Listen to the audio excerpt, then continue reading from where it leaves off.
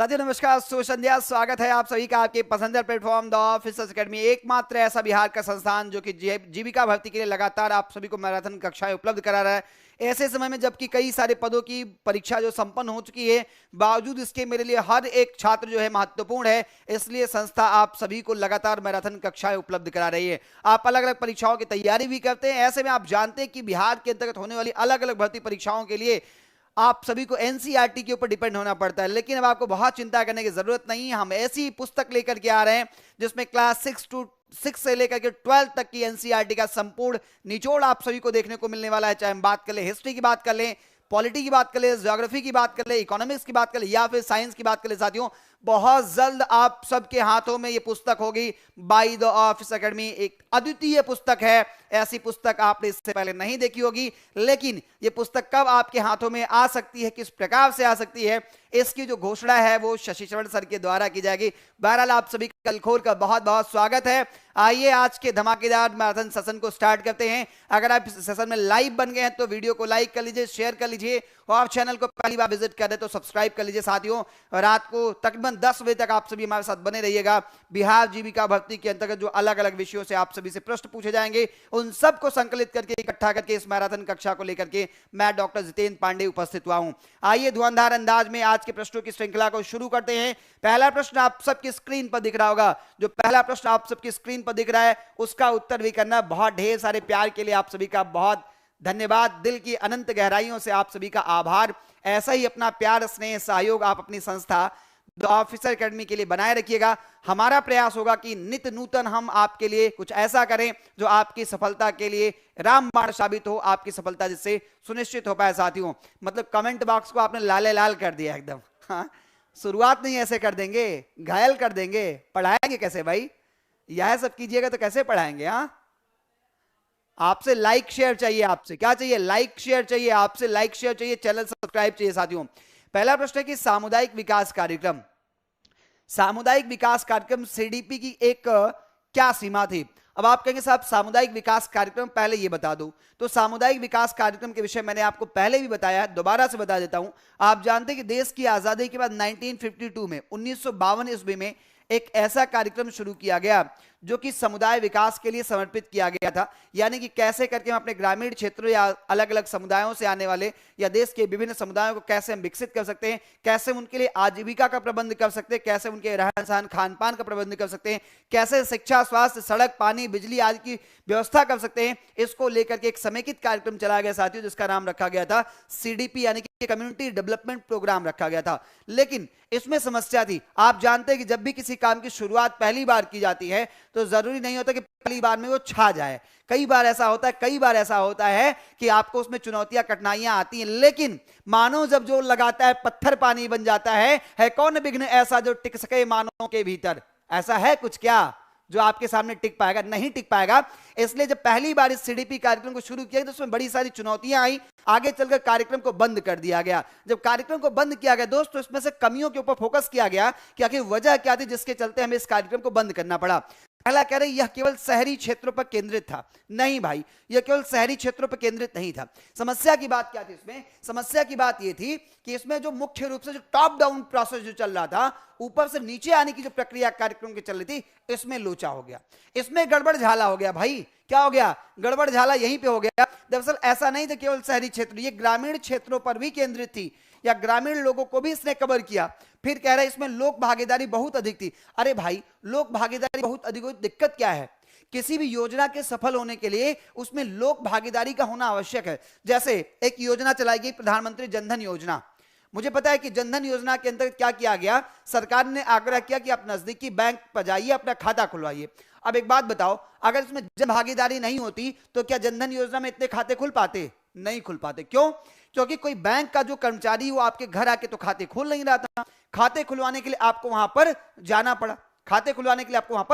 पड़ा। तो एक एक नागरिक जो गया, बैंक पहुंचा अपना खाता खुलवाने के लिए, यही जन भागीदारी थी। किसी भी कार्यक्रम की सफलता इस बात के ऊपर सुनिश्चित करती है कि उसमें लोगों की, आम लोगों की भागीदारी कितनी होती। जैसे बिहार में इस बार रिकॉर्ड तोड़ मतदान हुआ। कैसे संभव हुआ?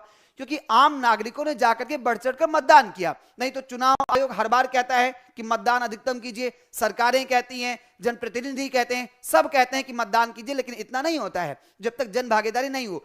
तो किसी भी योजना में लोक भागीदारी होना कोई नेगेटिव पॉइंट नहीं है, बल्कि एक पॉजिटिव पहलू है और यह होना जरूरी होता है। साथियों, तीसरा कह रहे कि यह मुख्य रूप से शीर्ष से नीचे दृष्टिकोण पर आधारित था। इसका मतलब यह है कि टॉप डाउन था, यानी कि उच्च स्तर से निचले स्तर पे आना था। साहब यहीं पे गड़बड़ी हो गई, उच्च स्तर से निचले स्तर पे आते आते बीच में ही क्या हो गई, लटक गई। इसके लिए हम कहते हैं कि सामुदायिक विकास कार्यक्रम जो चलाया गया, कम्युनिटी डेवलपमेंट प्रोग्राम जो चलाया गया, उसकी एक लिमिट ये थी कि यह जो मुख्य रूप से शीर्ष से नीचे की ओर चलाया गया था। ठीक है, तो पहला प्रश्न क्या है? पहला प्रश्न आपका जो है 1 नंबर, उसका सही उत्तर क्या हो जाएगा? सी हो जाएगा। एससीडीपी कौन पढ़ा रहे थे? बोका कहीं का है। कौन कह रहा है कि सर जीविका में सीडीपी पूछता? कौन सीडीपी पढ़ा रहा है? जो सीडीपी तुम समझ रहे हो ना, उसको चाइल्ड डेवलपमेंट और पेडागोजी बोलते हैं। हम यहाँ चाइल्ड डेवलपमेंट पेडागोजी की बात नहीं कर, हम कम्युनिटी डेवलपमेंट प्रोग्राम की बात कर रहे हैं। इतना तो समझो, जीविका का फॉर्म भरे हो, ऐसे जीविका बन जाओगे? गजब बात करते हो महाराज। आइए अगले प्रश्न की बात करते हैं साथियों। अगला प्रश्न यह है कि मनरेगा के तहत कार्य की मांग करने वाले परिवार को जारी किया जाने वाला महत्वपूर्ण दस्तावेज क्या है? यानी कि मनरेगा योजना के अंतर्गत जब एक परिवार काम की मांग करता है, जब एक परिवार क्या करता है, जब एक परिवार काम की मांग करता है तो उसके एवज में उसे कौन सा डॉक्यूमेंट जारी किया जाता है पंचायत के द्वारा? कौन सा दस्तावेज उसको दिया जाता है? क्या उसको आधार कार्ड दिया जाता है? आधार कार्ड कोई पंचायत बना दी गई ऐसे? कोई मतलब दाल चावल है क्या कि मिलाया और खा गया? आधार कार्ड कोई पंचायत नहीं बनाती है, ठीक है, और ना राशन कार्ड, जॉब कार्ड और पैन कार्ड। तो दरअसल है क्या इसमें, मनरेगा के तहत जब आप कार्य की मांग करते हैं तो आपको जो दिया जाता है वो जॉब कार्ड होता है। वो क्या होता है? Job card. अच्छा बताओ मुझे कि एक जॉब कार्ड कितने दिन के लिए वैलिड होता है? एक जो जॉब कार्ड है वो कितने सालों तक वैलिड होता है? और मैं चाहूंगा कि वीडियो को आप लोग शेयर करें, शेयर करके उसी अंदाज में आ जाए जहां 500, 700, 800, 1000 से ज्यादा बच्चे लगातार हमें देखते हैं। आप वीडियो को शेयर करें और पहुंचाएं बच्चों को वहां तक, ठीक है। अब बताओ मुझे कि एक जो जॉब कार्ड होता है कितने सालों के लिए, कितने दिनों के लिए वैध होता है? बताइए, कितने दिनों के लिए वैध होता है? वैलिड कब तक होता है? कितने दिनों के लिए वैध होता है एक जॉब कार्ड जो है? बताइए। तो भाई उत्तर बहुत सारे विद्यार्थियों का आ गया, कह रहे 5 साल 5 साल 5 साल 5 साल। हमारी सरकार 5 साल, हमारी सरकार 5 साल चलेगी। मतलब ये कि एक जॉब कार्ड जो बनेगा भाई वो कितने दिन तक चलेगा? एक जॉब कार्ड जो 5 साल तक वैलिड रहेगा। आप कहेंगे सर इसके पीछे क्या लॉजिक है? भाई मेरे इसके पीछे लॉजिक ये है कि जो मुखिया साहब होते हैं ना 5 साल के लिए होते हैं। कई बार क्या होता है कि मुखिया अपने जानने पहचानने वालों का भी जॉब कार्ड बना देते हैं, तो अगला जब मुखिया आता तो कहता नहीं इनका जॉब कार्ड हटाओ, इन्होंने गड़बड़ी की थी। समझ रहे हो? तो इसलिए मुखिया के चेंज होने से जॉब कार्ड भी क्या होता है? बदल जाता है। कई बार ऐसा होता है। हालांकि अगर आप सही है तो फिर मुखिया बदलते नहीं, इससे आपके ऊपर कोई फर्क नहीं पड़ता है, पर जनरली जॉब कार्ड जो होता है 5 साल के लिए वैलिड होता है। लेकिन यहां पर सही उत्तर 2 नंबर प्रश्न का क्या हो जाएगा? सी विकल्प हो जाएगा। आगे बढ़े साथियों, आगे बढ़ेंगे। आप सभी को बता दें अगला जो हमारा प्रश्न है वो अगला प्रश्न ये है कि DAYNRLM के तहत स्वर्ण जयंती ग्राम स्वरोजगार योजना का स्थान लेने का मुख्य कारण क्या था? अब मैंने आपको ये बहुत बार बताया, मैंने आपको बहुत बार बताया क्या बताया कि भाई एक योजना चली 1999 में, एक योजना चली 1999 में। नाम क्या था उसका? उसका नाम था स्वर्ण जयंती ग्राम स्वरोजगार योजना। क्या नाम था उसका? नाम था स्वर्ण जयंती ग्राम स्वरोजगार योजना। उसमें कुछ गड़बड़ियां आई। जब गड़बड़ियां आई तो सरकार ने आगे चलकर 2011 में उसका नाम बदल दिया। 2011 में क्या किया?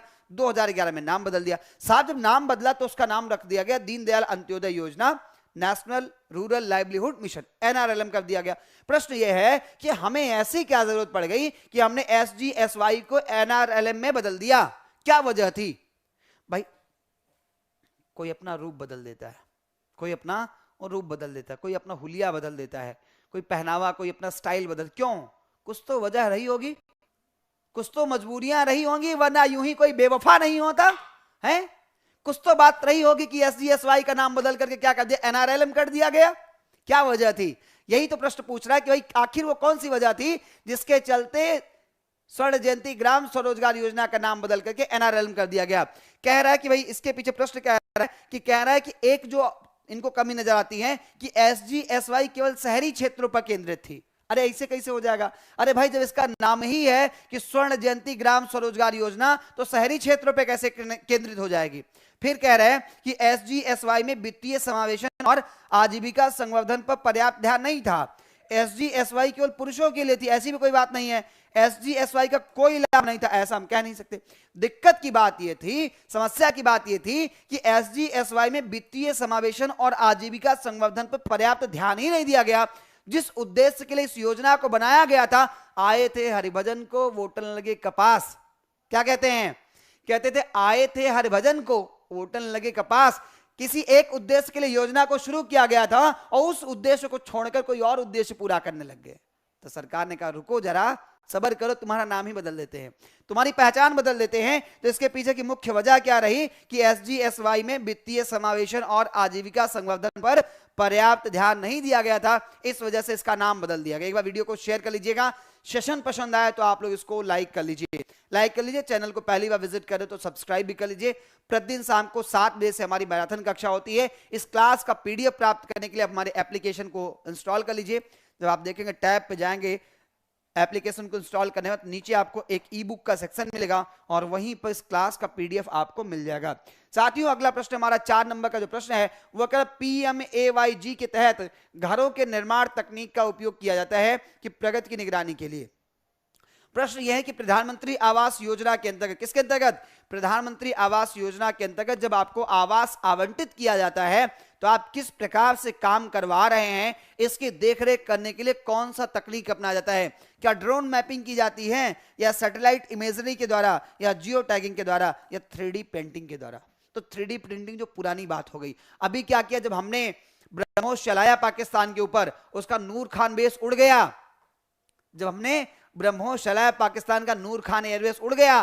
जब वो कहने लगा चिल्ला चिल्ला के नहीं नहीं नहीं साहब मेरा कोई नुकसान नहीं हुआ, तब हमने क्या किया, तब हमने सैटेलाइट इमेजरी ज्वाइन किया, जारी किया।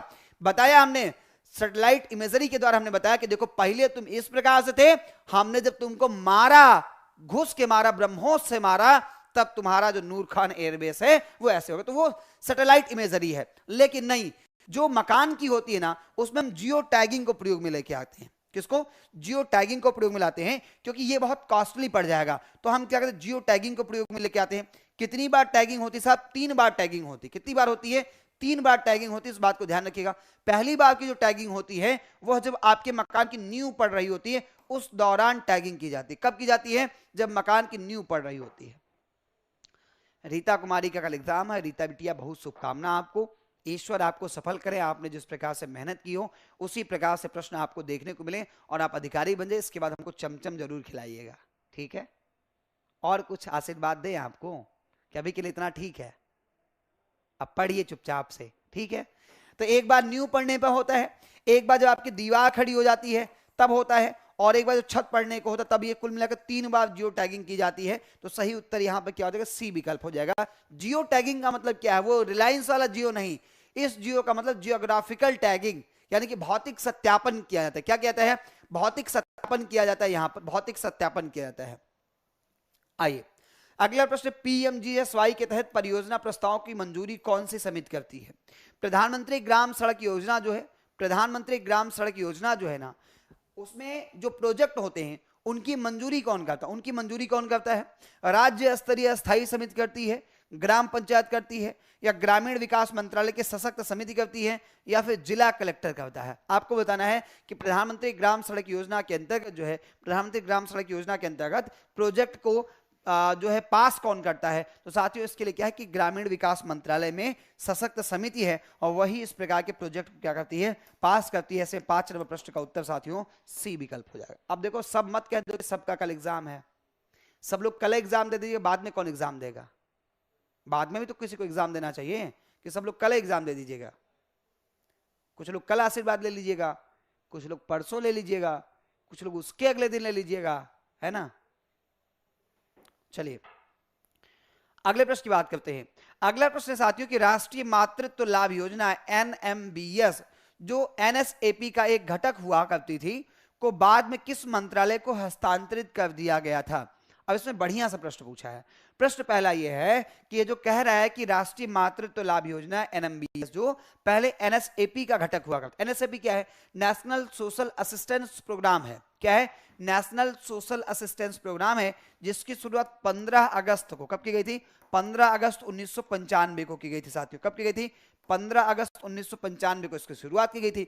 बाद में क्या हुआ कि हमारी जो योजना थी NFBS थी, इसको क्या किया गया, बाद में किसी और मंत्रालय को हस्तांतरित कर दिया गया। अब आपको ये बताना है कि बाद में किस मंत्रालय को हस्तांतरित किया गया, आपको ये बताना है। एक महिला एवं बाल विकास मंत्रालय, सामाजिक न्याय एवं अधिकारिता मंत्रालय, स्वास्थ्य और परिवार कल्याण मंत्रालय। तो साथियों किसको हस्तांतरित कर दिया गया था? ये स्वास्थ्य एवं परिवार कल्याण मंत्रालय को हस्तांतरित कर दिया गया था। ऐसे में सही उत्तर क्या हो जाएगा? सी विकल्प हो जाएगा। ठीक है भाई, एक बार वीडियो को आप लोग शेयर कर लीजिए, बेइज्जती करा के भेजिएगा क्या, रात को खाना भी नहीं डाइजेस्ट होगा ऐसे कीजिएगा तो। अब देखो, अभी किसी और का एग्जाम था, कोई पूजा कुमारी आ गई, इनका भी एग्जाम है। पूजा एक काम करो, हमको लिए चलो, हम तुम्हारा एग्जाम दे देंगे, ठीक है ना? इससे ज्यादा क्या कर सकते हैं? और कुछ कर सकते हैं? हमको लिए चलिए, हम एग्जाम दे देंगे, यह कर सकते, इससे ज्यादा कुछ नहीं कर सकते हैं।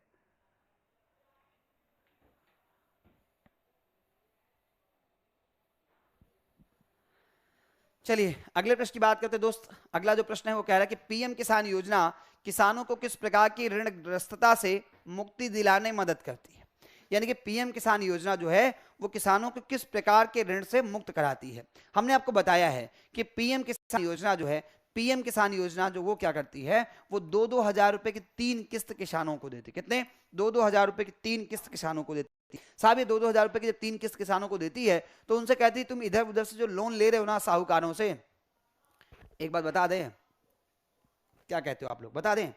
बात यह है कि अगर आप वीडियो को लाइक नहीं कर रहे हैं ना तो रात को पागल कुकुर काटेगा। कुकुर जानते कि नहीं जानते हैं?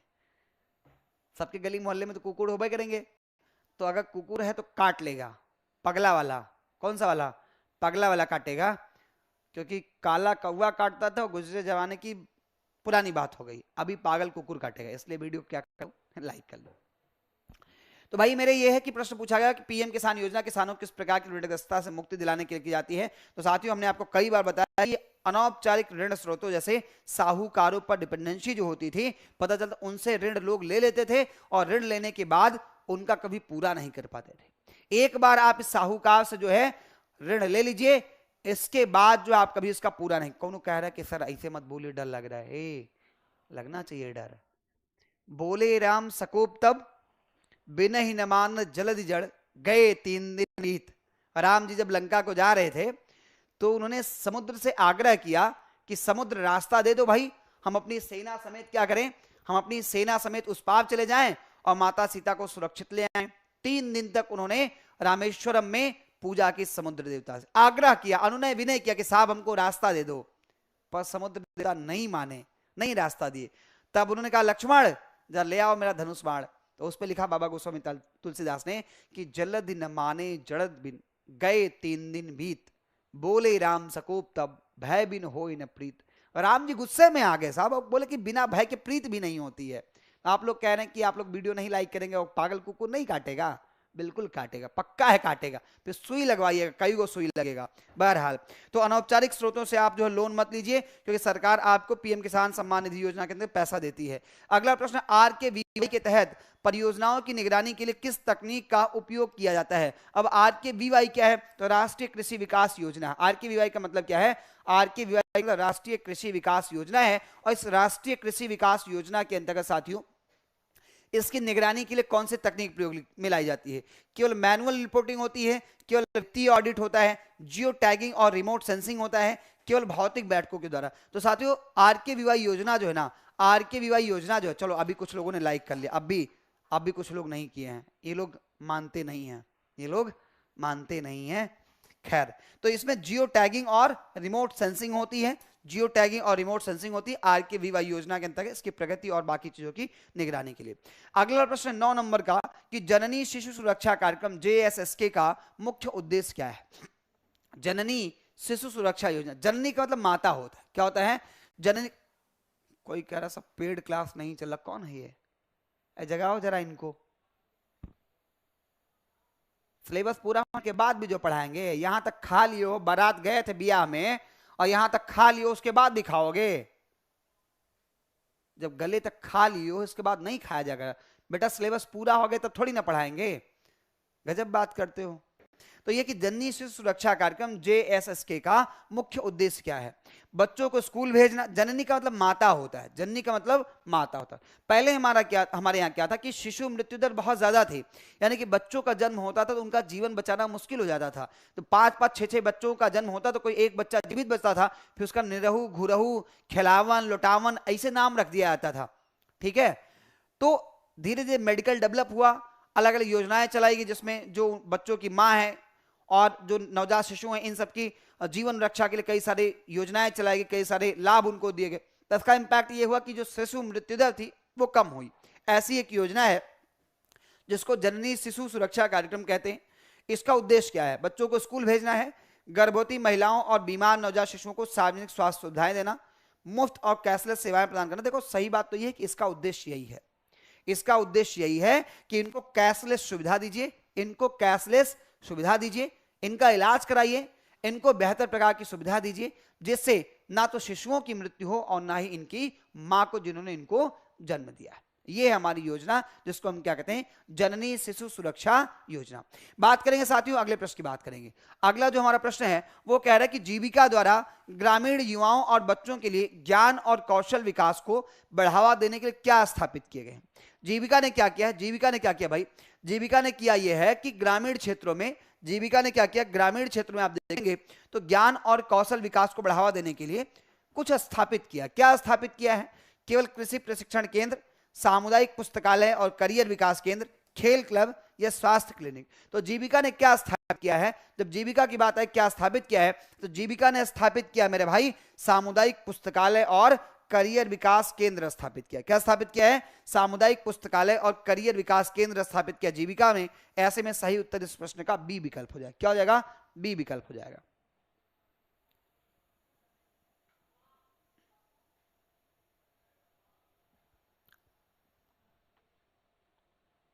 चलिए अगले प्रश्न की बात करते हैं साथियों। अगला प्रश्न यह है कि SJY का लक्ष्य कितने अति गरीब परिवारों को अस्थायी आजीविका के अवसर प्रदान करना था?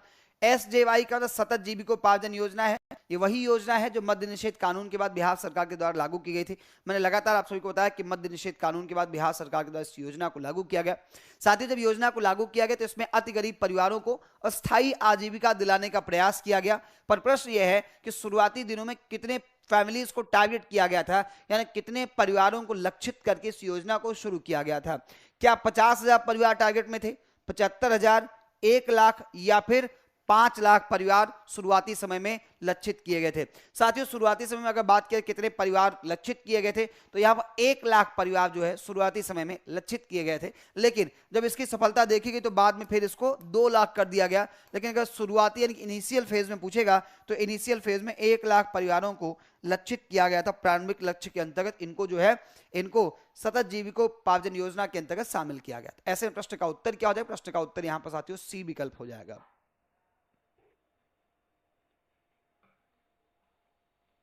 चलिए अगले प्रश्न की बात करते हैं दोस्त। अगला प्रश्न है 12 नंबर का कि KYP के तहत प्रशिक्षकों को बिहार कौशल विकास मिशन द्वारा आयोजित किस परीक्षा को पास करना अनिवार्य होता है? आप जानते हैं कि कुशल युवा प्रोग्राम होता है, कुशल युवा प्रोग्राम होता है 240 घंटे का ये पाठ्यक्रम होता है।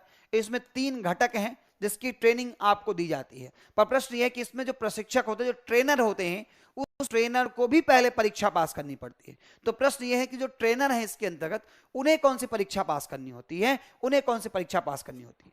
क्या शिक्षक पात्रता परीक्षा टेट का आयोजन होता है, या फिर trainer online certification test pass करना होता है ऑनसेट, या फिर सामान्य ज्ञान परीक्षा, या ड्राइविंग लाइसेंस टेस्ट? तो साथियों ऐसे लोगों को जो परीक्षा उत्तीर्ण करनी होती है उसको हम बोलते हैं ऑनसेट बोलते हैं। क्या बोलते हैं? ऑनसेट बोलते हैं। ट्रेनर ऑनलाइन सर्टिफिकेट टेस्ट, यानी कि बी ऑप्शन यहां पर मेरे दोस्त सही हो जाएगा 12 नंबर प्रश्न के लिए। एक बार आप सब लोग वीडियो को लाइक कर लीजिए और मन करे तो 1 से ज्यादा बार भी कर सकते हैं।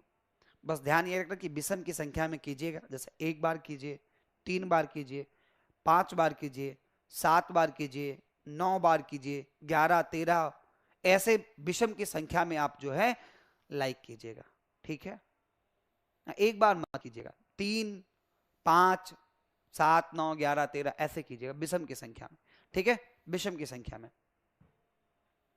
चलिए साथियों अगले प्रश्न की बात करते हैं। अगला जो प्रश्न है वो 13 नंबर का प्रश्न है। कह रहा मुख्यमंत्री उद्यमी योजना का उद्देश्य उद्यमियों को नौकरी चाहने वाले के बजाय क्या बनने के लिए प्रोत्साहित करता। कहता है मुख्यमंत्री उद्यमी योजना कहती है कि नौकरी मत चाहो, तुम नौकरी मत चाहो, तुम उसे जितना चाहोगे उतना ही तुमसे दूर जाएगी। तुम कुछ ऐसा बन जाओ कि नौकरी चाहने वाले तुम्हारे पास चल के आए। सरकार ये कहती है। क्या कहती सरकार? सरकार कहती है कि नौकरी को मत चाहो, तुम उसे जितना चाहोगे वो उतना ही दूर जाएगी। तुम खुद को कुछ ऐसे बनाओ कि नौकरी तुम्हें चाहने लग जाए, नौकरी चाहने वाले तुम्हारे पास चल करके आए। सरकार मुख्यमंत्री उद्यमी योजना के अंतर्गत आपको ऐसे बनाना चाहती है। यही प्रश्न का उत्तर है। वो आपको क्या, वो आपको नौकरी प्रदाता बनाना चाहती है कि आप नौकरी मांगिए नहीं, आप नौकरी दीजिए। इसके लिए क्या करना पड़ेगा? इसके लिए आपको अपना स्टार्टअप करना पड़ेगा, अपना उद्योग धंधा लगाना पड़ेगा। सरकार इसमें सहायता करेगी, आपको पैसा देगी, लेकिन अपना उद्योग लगाइए आप, और उस उद्योग के बदले आप लोगों से नौकरी मत मांगिए, आप लोगों को नौकरी दीजिए। तो सही उत्तर यहां पे क्या हो जाएगा? यहां हो जाएगा आपका बी विकल्प हो जाएगा, नौकरी प्रदाता हो जाएगा। क्या हो जाएगा? नौकरी प्रदाता जो है यहां पे आपके प्रश्न का सही उत्तर हो जाएगा। ठीक है, आगे बढ़ा जाए।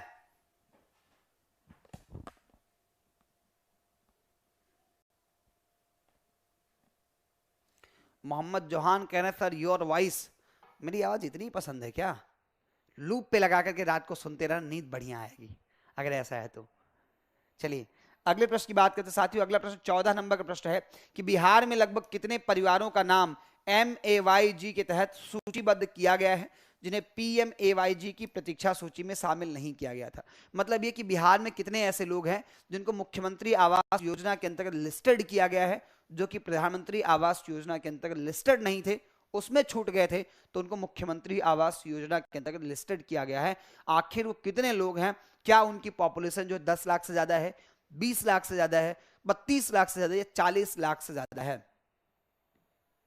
शोभा कुमारी कह रहे हैं कि सर आप बड़ा भेदभाव करते, मेरा कमेंट कभी नहीं पढ़ते। शोभा कुमारी को बुलाया था कि हमारे यहाँ धान की कटाई चल रही है, शोभा नहीं आई, तो हम शोभा का कमेंट नहीं पढ़ते हैं, और जिनका कमेंट हमने पढ़ लिया वो हमारे यहाँ धान काटने आ गए थे, तो हम उनका कमेंट पढ़ लेते हैं। अभी कोई लॉजिक है?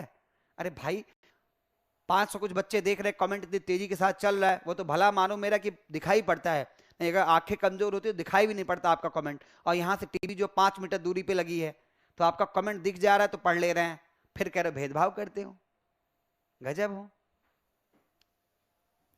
तो भाई सही उत्तर के 32 लाख लोग ऐसे हैं। क्या है? 32 लाख लोग ऐसे हैं जो प्रधानमंत्री आवास योजना के अंतर्गत नहीं लिस्टेड हो पाए थे, लेकिन मुख्यमंत्री आवास योजना के अंतर्गत उनको क्या कर लिया, उनको लिस्टेड कर लिया गया। कितने लोग ऐसे हैं?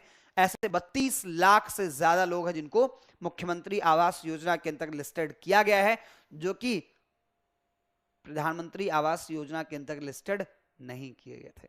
एक कमेंट पढ़ दें क्या आप लोग कह रहे हैं? कहिए तो एक कमेंट पढ़ दें। एक बच्चे ने कमेंट कर दिया है, बता दें। बालक कह रहा था आपकी बीएड जो है बहुत अच्छी है। बालक आपको बता दे कि हमने अपनी जीवन सीमा के कुल मिलाकर 1/4 उम्र इस बीएड को सजाने सवाने में लगा दिया है। तुम्हें पता है ऐसे थोड़ी ना, ये जो है पिछले 8 सालों की खेती है तो अच्छी नहीं लगेगी? गजब बात करते हो भाई, हैं? चलिए आज के मेरे सेशन का अंतिम प्रश्न है। इसके बाद जो है, इसके बाद साइंस वाले सर आप सबके साथ जुड़ेंगे और उस मैराथन कक्षा को आगे बढ़ाएंगे। अंतिम प्रश्न आज का ये है, अंतिम प्रश्न आज का है 15 नंबर कि बिहार बायोफ्यूल्स उत्पादन प्रोत्साहन नीति 2023 के तहत इथेनॉल के साथ साथ और किस ईंधन के उत्पादन को शामिल किया गया है। साथियों 15 नंबर प्रश्न जो है आपकी स्क्रीन पर, इसका उत्तर आपको बताना है कि आखिर इसका सही उत्तर क्या होगा। 15 नंबर प्रश्न के अंतर्गत आपको बताना है सही उत्तर क्या होगा। प्रश्न कह रहा है कि बिहार बायोफ्यूल्स उत्पादन प्रोत्साहन नीति 2023 के तहत इथेनॉल के साथ साथ और किस ईंधन के उत्पादन को शामिल किया गया है। पेट्रोल को, डीजल को, कंप्रेस्ड बायोगैस को CBG या बायो सीएनजी को शामिल किया गया।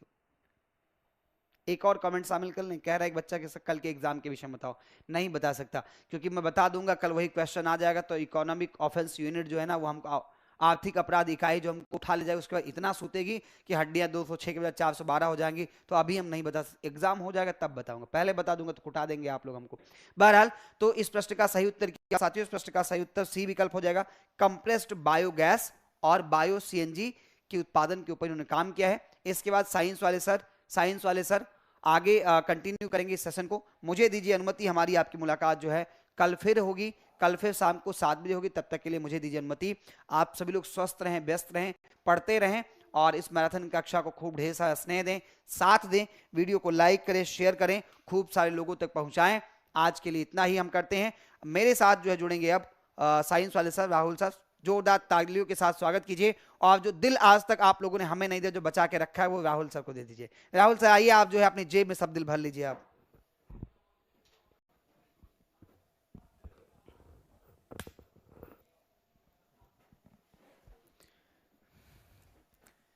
बहुत बहुत धन्यवाद सर। अभी आप जितेंद्र सर से बेहतरीन क्वेश्चन का डिस्कशन देख रहे थे और अभी हम लोग साइंस के पेपर को डिस्कशन करवाएंगे। और आप लोग को सबको पता है कि जीविका का लगातार जो है एग्जाम भी चल रहा है और इधर मैराथन भी आपका चल रहा है। क्लियर?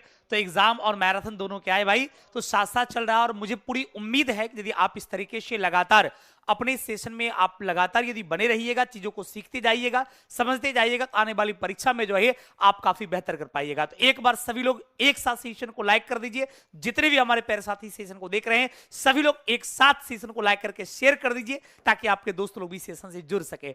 और आप love you sir, love you too. आप सभी लोगों को दिल की गहराई से बहुत बहुत धन्यवाद भी और ढेर सारी शुभकामनाएं हैं, आशीर्वाद है कि आप लोग इसी तरीके से खूब मजा से आप लोग पढ़ते रहिए और आपने जो जीवन में सफल होने का संकल्प लिया है उस संकल्प को पूरा करिए। चलिए साथियों, प्रश्न की शुरुआत करेंगे। हर एक प्रश्न आपके एग्जाम के दृष्टिकोण से काफी ज्यादा महत्वपूर्ण होगा, तो हम लोग एक एक प्रश्नों को जो डिस्कस करते जाएंगे और लगातार आगे की ओर बढ़ते चले जाएंगे। चलिए भाई, केमिस्ट्री का सवाल कहां है जी। एक एक प्रश्न को साथियों जो है लगातार जो है आप यहां पर देखते जाइएगा और हर एक प्रश्न का जो सबसे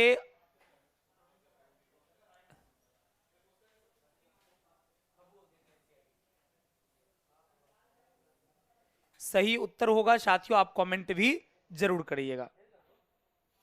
क्लियर? चलिए, तो जितने भी हमारे प्यारे साथी सेशन को देख रहे हैं सभी लोग बस थोड़ा सा मुझे टाइम देंगे, क्योंकि पीडीएफ मेरा लगा हुआ नहीं है। मैं 1 मिनट लगा लेता हूं, उसके बाद फिर आपके साथ मुलाकात करूंगा। क्लियर? चलिए सभी लोग फटाफट जो है सेशन को एक बार जो है शेयर कर दीजिएगा। एक बार सेशन को आप लोग फटाफट शेयर कर दीजिएगा ताकि आपके दोस्त लोग सेशन से जुड़ सके। चलिए, जितने भी लाइव सेशन में जुड़े हुए हैं सभी लोग फटाफट जो है एक बार सेशन को लाइक करके शेयर कर दीजिएगा ताकि जल्दी से आपके दोस्त लोग भी सेशन से जुड़ सकेंगे और उनको भी बहुत ज्यादा फायदा मिल सकेगा। चलिए साथियों, प्रश्न की शुरुआत करते हैं और यहां पर आप अभी देखेंगे कि बेहतरीन सेशन होगा, बेहतरीन प्रश्न होगा आपके एग्जाम के दृष्टिकोण से।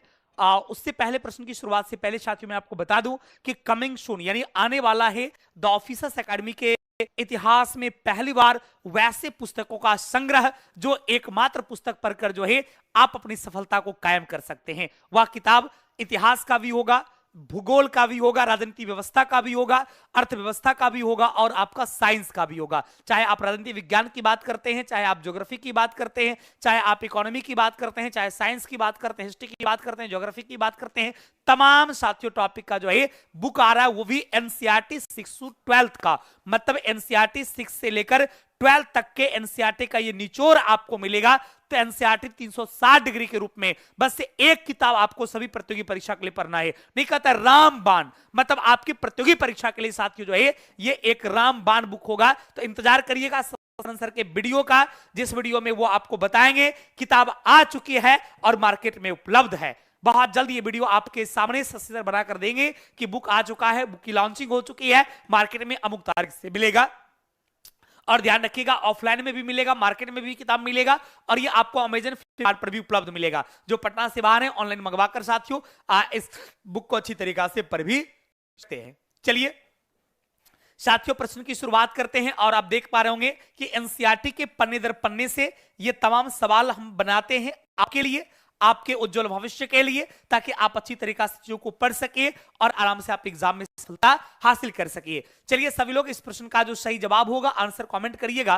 प्रश्न का आता है कि आणविक संरचना के बारे में निम्नलिखित में से कौन सा कथन सही है। साथियों ये आणविक संरचना के बारे में कहता है कि आणविक संरचना के बारे में निम्नलिखित में से कौन सा कथन सही है, उस सही कथन के बारे में आपको बताना है। चलिए सबसे पहला कथन क्या दिया हुआ है कि न्यूट्रॉन और इलेक्ट्रॉन नाभिक में होता है। ये तो बिल्कुल गलत है। यदि हम आणविक संरचना के बारे में साथियों बात करूं तो आप ध्यान रखिएगा कि परमाणु का जो न्यूक्लियस है इसमें आपका प्रोटॉन और न्यूट्रॉन रहता है और न्यूक्लियस के चारों ओर एक वृत्ताकार पथ होता है और इस पथ पर साथियों जो है ये इलेक्ट्रॉन मूव करते रहता है। इस पथ पर इलेक्ट्रॉन रहता, ध्यान रखिएगा न्यूक्लियस में आपका प्रोटॉन और न्यूट्रॉन रहता है और परमाणु के न्यूक्लियस के चारों ओर जो है इलेक्ट्रॉन एक वृत्ताकार पथ पर घूमता है। तो परमाणु के न्यूक्लियस के चारों ओर इलेक्ट्रॉन जिस वृत्ताकार पथ पर घूमता है उस पथ को ध्यान रखिएगा हम लोग सेल उस पथ को जो हम कक्षा के नाम से जानते हैं। और कक्षा में साथियों आउटर जो है सेल है, इसमें इलेक्ट्रॉन रहता है, न्यूक्लियस में प्रोटॉन और न्यूट्रॉन रहता है।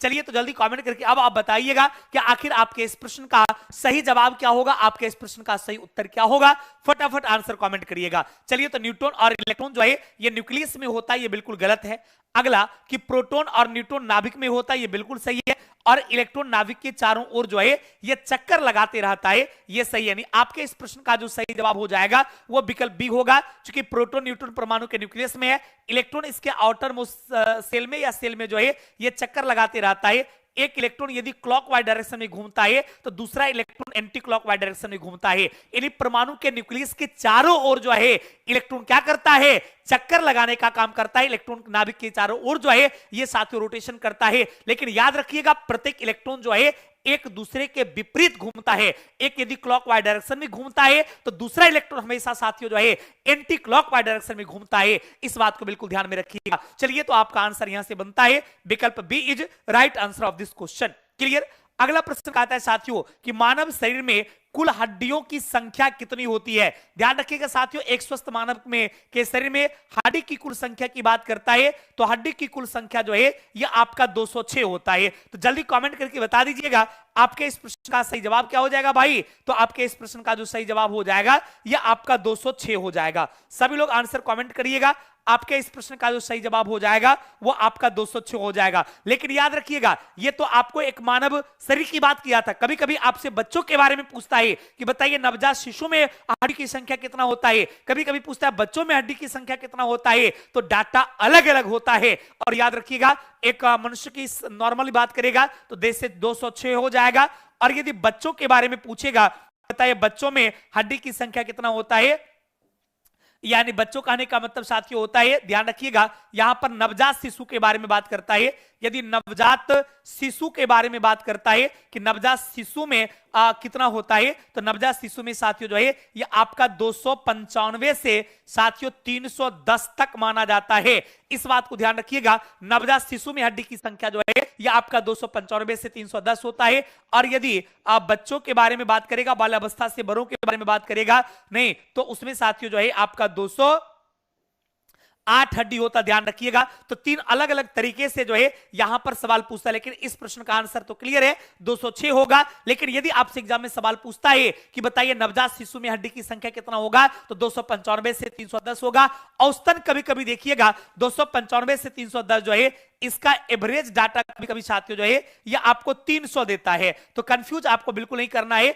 यदि नवजात शिशु के बारे में बात करेगा तो यह आपका 295 से 310 यानी आपका साथियों आंसर जो है यह आपका एवरेज 300 हो जाएगा। बच्चों में पूछेगा तो आपका 208 हो जाएगा और वयस्कों में पूछेगा 206 हो जाएगा। कभी कभी आपसे सवाल पूछता है कि बताइए मनुष्य जो है लिखते समय कितने हड्डी का प्रयोग करता है। याद रखिएगा लिखते समय के बारे में पूछा जाएगा कि मनुष्य लिखते समय जो है कितने हड्डी का प्रयोग करता है। तो याद रखिएगा मनुष्य लिखते समय जो है 8 हड्डी का प्रयोग करता है। कई बार साथियों देखिएगा एग्जाम में सवाल पूछा है कि बताइए कोई व्यक्ति जब लिखता है तो लिखने समय वो कितनी हड्डी का प्रयोग करता है। कई बार साथियों सवाल पूछा गया आपका ब्रेन जो है इस ब्रेन में जो है कितनी हड्डियां होती है, आपका मस्तिष्क जो है वह कितनी हड्डी से घिरा रहता है। इस प्रकार का कई सवाल साथियों आपसे एग्जाम में पूछा गया है। तो फटाफट साथियों आप एक एक प्रश्नों का जो सही जवाब है, सही उत्तर जो है आंसर कमेंट करते जाइए। और सेशन अच्छा लगता है तो सभी लोग एक बार लाइक करके शेयर कर दीजिएगा ताकि आपके दोस्त भी सेशन से जुड़ सके और उसको भी साथियों बहुत ज्यादा फायदा मिल सके। अगला प्रश्न कहता है निम्नलिखित में से दिए गए 4 कथनों में से कौन सा कथन सही है। यहां पर साथियों 4 कथन दिया गया है और आपको जवाब देना है। बताइए इन चारों में कौन सा सही है। ये साथियों क्लास जो है 11th के चैप्टर 2 का साथियों ये स्टेटमेंट है, आपको इसका जवाब देना है। एनसीईआरटी का पन्ने दर पन्ने से साथियों सवाल है, आपको चिंता नहीं करनी है। यदि 100% आप सफलता चाहते हैं और आपका साइंस कमजोर है, सिर्फ जीविका भर्ती की परीक्षा की बात नहीं करते हैं, चाहे आप यूपी शिक्षक भर्ती की बात करेंगे, बिहार शिक्षक भर्ती की बात करेंगे, एसआई की परीक्षा की बात करेंगे, बीएसएससी की बात करेंगे या बीपीएससी सिविल सर्विस की बात करते हैं, आप भारत वर्ष में किसी भी प्रतियोगी परीक्षा की तैयारी करते हैं और साइंस आपका कमजोर है, तो मेरे सेशन में बने रहिएगा। आप एक सेशन मेरा सुबह में साथियों 11:30 बजे से 12 बजे भी चलता है, फिर आप शाम में 7:30 से 8 भी चलता है, मतलब मैराथन में जो हमारी क्लासेस होती है, आप इसको देखते रहिएगा, साइंस बिल्कुल आपका ठीक हो जाएगा। क्लियर ना? और बहुत जल्द एक स्पेशल साइंस का जो है हम डिस्कशन लेकर बहुत जल्द आ रहे हैं, जिसमें कि आपको फिजिक्स केमिस्ट्री बायोलॉजी के एक तमाम बहुत बेहतरीन तरीका का क्वेश्चन भी आपको मिलेगा, आप इंतजार करिएगा और बाकी आप सेशन में लगातार मेरे साथ बने रहिए। क्लियर ना? चलिए पहला कहता है कि अब्बाहु सिद्धांत द्वारा परमाणु के कक्षक को भरने का क्रम नियंत्रित होता है। ये बिल्कुल सही है, सही पूछ रहा था भाई, सबसे पहला ही तो सही है, क्योंकि परमाणु के कक्षक में जो आप इलेक्ट्रॉन को भरते हैं, इसके लिए तो सबसे पहले अब्बाहु ने सिद्धांत दिया था। नहीं, आपको याद होगा 1s2 2s2 वाला, नहीं 1s2 2s2 2p6 1s2 2s2 2p6 3s2 3p6 4s2, इस तरीके से जो आप इलेक्ट्रॉन को भरने का काम करते हैं, यह सिद्धांत किनका है? तो ये साथियों अब्बाहु का ही प्रिंसिपल है, इसलिए भाई आपका आंसर हो जाएगा विकल्प A is right answer of this question. सभी लोग जितने भी हमारे प्यारे साथी लाइव सेशन को देख रहे हैं, सभी लोग लगातार जो है हर एक प्रश्न का जो सही उत्तर है, सही जवाब जो है, आप लोग आंसर कमेंट जरूर करिए। हम आपके आंसर के का जो है इंतजार कर रहे हैं, प्रतीक्षा कर रहे हैं, फटाफट आप सभी लोग आंसर कमेंट कर दीजिएगा। क्लियर ना? चलिए पार्ट क्वेश्चन पढ़िए, 60 आंसर मारते जाइए। क्लियर? चलिए भाई, अगला प्रश्न कहता है कि ऊर्जा संरक्षण का नियम जो है किसने दिया था? साथियों ऊर्जा संरक्षण के नियम के बारे में आपसे बात करता है, तो ध्यान रखिएगा, ऊर्जा संरक्षण का नियम साथियों जो है जूल नाम के वैज्ञानिक के द्वारा दिया गया था। चलिए तो आंसर आपका विकल्प सी हो जाएगा। न्यूटन ने कौन सा नियम दिया था? तो याद, न्यूटन ने साथियों जो है गति विषयक नियम दिया था। कई बार आपसे एग्जाम में क्वेश्चन पूछा है कि गति विषयक नियम का प्रतिपादन किसने किया था? साथियों याद रखिए, गति विषयक नियम का प्रतिपादन जो है यह आपको न्यूटन ने किया था। आइंस्टीन ने साथियों E बराबर mc स्क्वायर, याद रखिएगा साथियों E बराबर mc स्क्वायर कौन दिया था?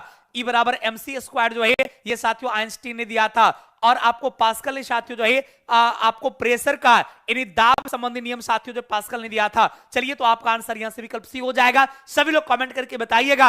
यदि ऊर्जा संरक्षण के नियम की बात करेगा, ये जूल ने दिया था। और ऊर्जा संरक्षण का नियम क्या कहता है पता है? कि ऊर्जा को ना तो उत्पन्न किया जा सकता है, ऊर्जा को ना ही नष्ट किया जा सकता है। ध्यान रखिएगा साथियों, ऊर्जा को सिर्फ एक रूप से दूसरे रूप में जो है परिवर्तित किया जा सकता है। चलिए तो आपका आंसर यहां से जूल होगा। लेकिन याद रखिएगा, जब न्यूटन चाचा की बात करेगा, ये गति विषयक नियम दिया था साथियों आइंस्टीन ने E बराबर mc स्क्वायर अर्थात एनर्जी के बारे में साथियों ने बताया था।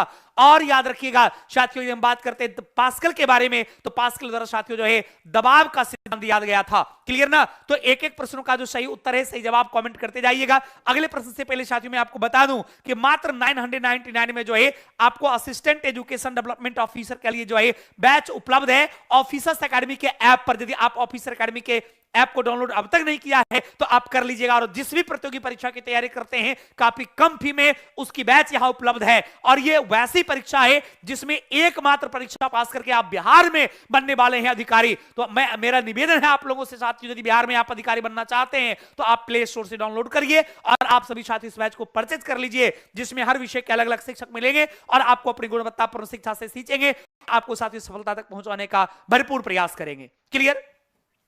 चलिए भाई, अगला प्रश्न कहता है किस दर्पण में वास्तविक और उल्टा छवि बन सकता है? साथियों वास्तविक और उल्टा प्रतिबिंब जानते हैं कहां बनता है? अवतल दर्पण में बनता है। सभी लोग कमेंट करके बताइएगा। वास्तविक और उल्टे प्रतिबिंब की बात करता है तो ध्यान रखिएगा अवतल दर्पण में साथियों जो है यह वास्तविक और उल्टा प्रतिबिंब बनता है। छवि का मतलब यहां इमेज होता है भाई, छवि का मतलब यहां पर प्रतिबिंब होता है। तो वास्तविक और उल्टे प्रतिबिंब की बात करेगा तो यह आपको अवतल दर्पण में बनता है। और उत्तल दर्पण की बात करेंगे तो इसमें साथियों जो है आभासी प्रतिबिंब बनता है। आभासी मतलब क्या? काल्पनिक। आभासी मतलब साथियों क्या? तो इसमें जो है काल्पनिक प्रतिबिंब बनता है। इमेजिनरी याद रखिएगा, इसमें आपका जो है इमेजिनरी इमेज बनता है, काल्पनिक प्रतिबिंब बनता है। काल्पनिक प्रतिबिंब कभी भी ध्यान रखिएगा साथियों, काल्पनिक प्रतिबिंब कभी भी जो है वो सीधा होगा, इस बात को ध्यान रखिएगा। जब काल्पनिक प्रतिबिंब बनेगा ये प्रतिबिंब उल्टा नहीं होगा, ये प्रतिबिंब साथियों सीधा होगा, इस बात को याद रखिएगा। काल्पनिक प्रतिबिंब कभी भी सीधा बनता है। जिससे काल्पनिक कहने का मतलब होता है इमेज, जो आप इमेज करते हैं। तो कभी बताइए आज तक साथियों आप जीवन में कभी ऐसा गलत इमेज किए हैं कि काश मैं मर जाता, काश मैं छत से कूद जाता, काश मुझे घाटा हो जाता? आप कभी नहीं ऐसा सोचे होंगे। मतलब कभी भी कल्पना जो की जाती है वो हमेशा पॉजिटिव की जाती है। इसलिए याद रखिएगा, कल्पना कभी भी करिएगा तो वो सीधा करिएगा कि काश मैं करोड़पति हो जाता, काश मैं जीविका भर्ती में सफल हो जाता, काश मैं आईएएस हो जाता, काश मैं साथियों जो है मेरा जो है 4 महल का घर हो जाता, काश मेरे पास जो है करोड़ों की गाड़ी हो जाती। तो हमेशा जो आप कल्पना करिएगा वो कल्पना हमेशा पॉजिटिव और कल्पना हमेशा सीधी होती है। इस बात को साथियों हमेशा ध्यान में रखिएगा। चलिए तो ध्यान रखिएगा, कभी भी उत्तल दर्पण की बात होगा तो काल्पनिक और सीधा प्रतिबिंब बनेगा, और अवतल में साथियों कैसा बनता है? वास्तविक और उल्टा बनता है। तो सभी लोग साथियों कमेंट कर दीजिएगा, आपके इस प्रश्न का जो सही जवाब हो जाएगा यह विकल्प बी हो जाएगा। विकल्प B is right answer of this question. Clear?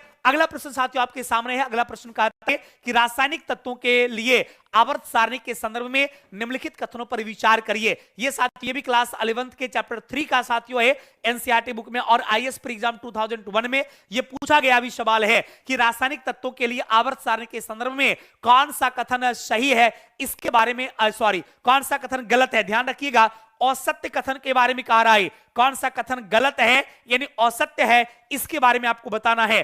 फटाफट आप आंसर कमेंट कर दीजिएगा जल्दी। कहता है किसी एक आवर्त के अनुदिश आयनन विभव धीरे धीरे कम हो जाता है। ध्यान रखिएगा, ये कहता है जब आवर्त में आप बाएं से दाएं जाते हैं तो आयनन धीरे धीरे कम हो जाता है। यह बिल्कुल गलत है, क्योंकि मैंने आपको कई बार बताया है कि आवर्त में यदि आप बाएं से दाएं जाइएगा तो आयनन विभव का मान बढ़ता। याद रखिएगा, आवर्त में यदि बाएं से दाएं जाते हैं, आवर्त में साथ यदि बाएं से दाएं जाते हैं तो ध्यान रखिएगा, आवर्त में बाएं से दाएं जाने पर साथियों क्या होता है?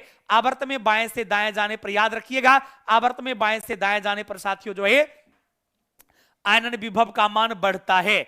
याद रखिएगा, आवर्त में बाएं से दाएं जाने पर आयनन विभव की बात करेगा तो आयनन विभव का मान बढ़ता है, आयनन विभव का मान बढ़ता है। इस बात को साथियों ध्यान में रखिएगा, आवर्त में बाएं से दाएं जाने पर क्या होता है? तो आयनन विभव का मान बढ़ता है। चलिए तो पहला तो गलत हो गया। अगला, तत्वों के किसी एक समूह में जैसे जैसे परमाणु भार बढ़ता है इलेक्ट्रॉनिक घनत्व कम होते जाता है। ये तो बिल्कुल सही भाई, क्योंकि वर्ग में की बात कर रहा था, समूह में जब ऊपर से नीचे आते हैं तो इलेक्ट्रॉनिक घनत्व का मान क्या होता है? घटता है। ये दूसरा सही है, पहला आपका गलत है। तीसरा, किसी निर्दिष्ट आवर्त में जैसे जैसे परमाणु संख्या बढ़ता है ऋणात्मकता कम होते जाते। गलत है भाई, ऋणात्मकता लगातार बढ़ते जाता है। तो तीसरा भी गलत है और पहला भी गलत है, दूसरा सही है। आपको गलत के बारे में पूछा था तो आंसर क्या हो जाएगा?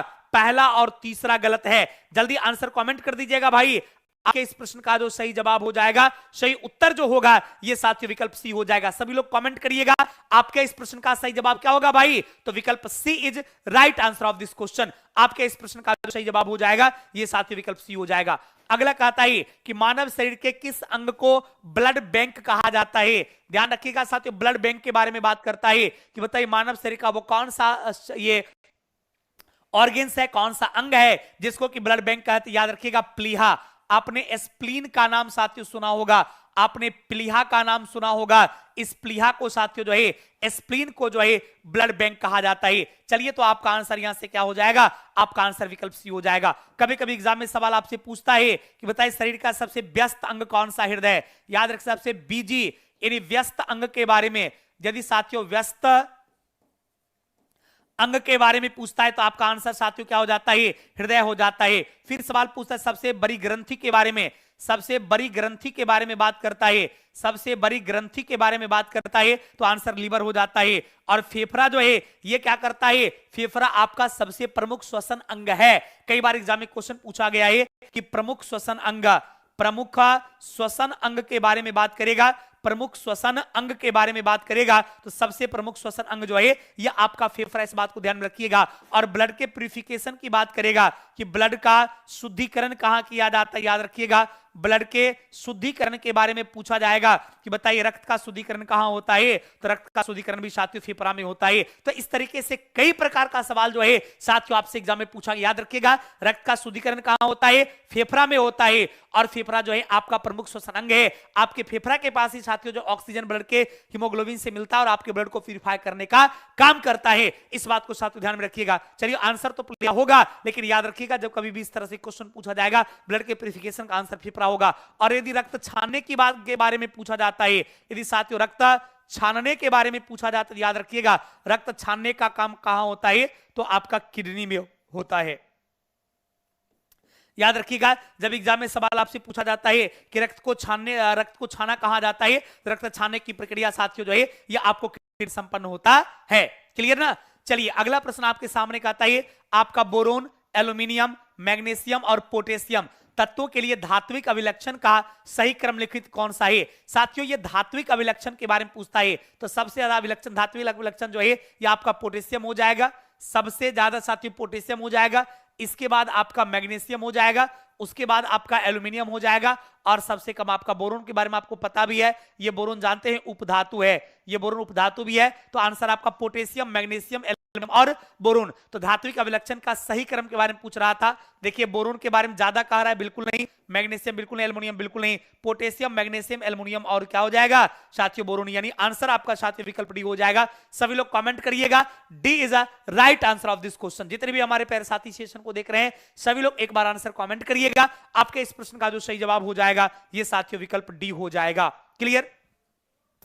अगले प्रश्न से पहले साथियों मैं आपको बता दूं टीआरई 4.0 के लिए जो है 1 to 5, 6 to 8, 9, 10, 11, 12 आप किसी की तैयारी करते हैं आप एक बैच हमारे यहां परचेज कर सकते हैं मात्र 999 में, जिसमें साथियों वो तमाम सुविधाएं मिलेगी जो कि जिससे कि आप आगामी परीक्षा में बेहतर कर सकते हैं। इसमें आपको कवच बैच बिल्कुल फ्री में मिलेगा, 6 से लेकर 12 तक एनसीईआरटी का नए तरीके का नोट्स फ्री में मिलेगा, एकदम जीरो लेवल से आपको पढ़ाया जाएगा। और अभी भी आपके पास वक्त है साथियों, अभी भी आप इस वक्त को बदल सकते हैं यदि आप अच्छी तरीके से रिविजन करिएगा। पूरे भारतवर्ष का सबसे बड़ी संस्थान द ऑफिसर्स एकेडमी है जो लाखों की संख्या में जो है रिजल्ट दिया है, लाखों बच्चों के सपने को साकार करवाने में अपना भरपूर मदद किया है। और ऑफिसर एकेडमी अपने सभी चैनल के माध्यम से दिन भर में साथियों जो है 24 घंटे होते हैं, लेकिन 50 घंटे से ज्यादा आपको फ्री में पढ़ाती है। मतलब एक एक टाइम पर यहां पर साथियों 2-2, 3-3 क्लास लगातार लाइव रहती है और आप इस क्लास को जो है देखते हैं और भारतवर्ष के बच्चों को साथ इससे काफी फायदा भी मिलता है। तो यदि आप सपने को साकार करना चाहते हैं तो अभी डाउनलोड करिएगा ऑफिसर एकेडमी का ऐप,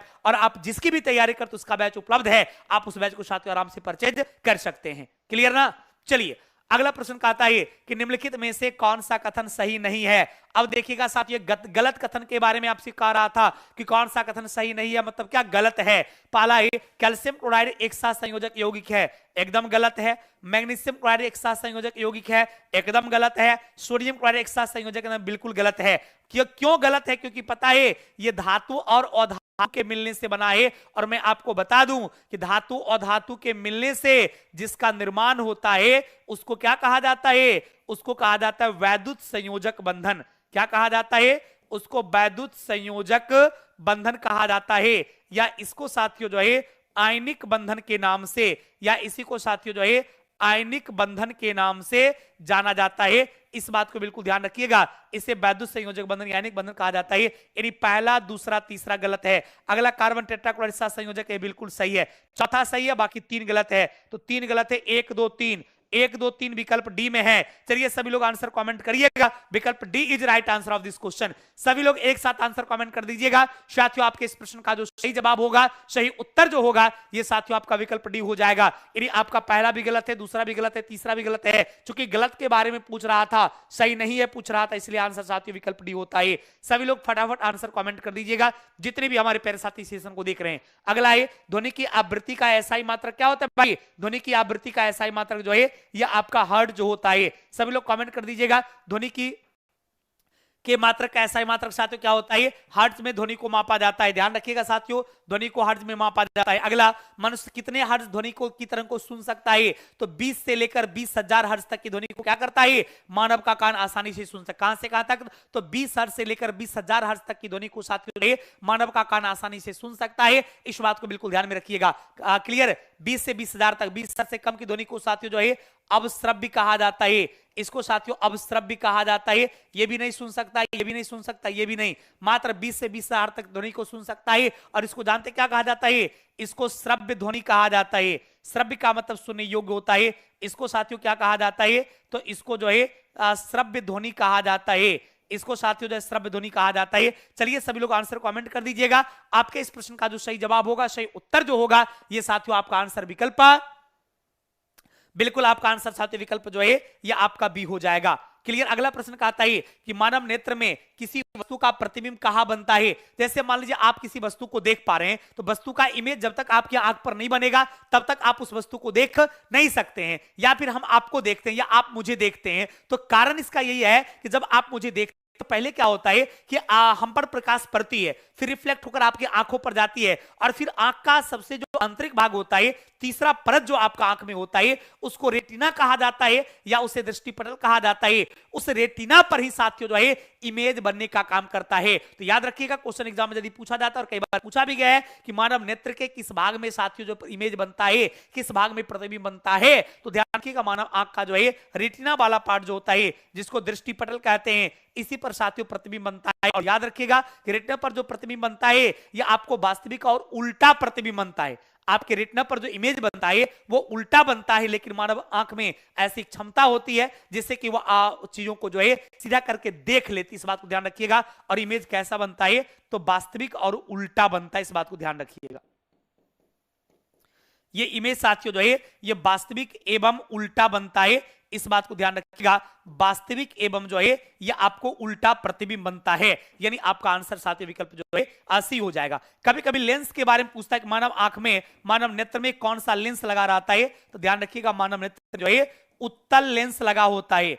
मानव आंख में जो है कौन सा लेंस लगा होता है? तो मानव आंख में साथियों जो है ये उत्तल लेंस लगा होता है। इस बात को ध्यान में बिल्कुल रखिएगा। आइरिस या परितारिका जो है ये सिकुड़ते फैलती रहती है, जिससे साथियों ये एडजस्ट होता है, मतलब इमेज एडजस्ट होता है और आसानी से आप क्या करते हैं, देख भी पाते हैं। क्लियर भाई?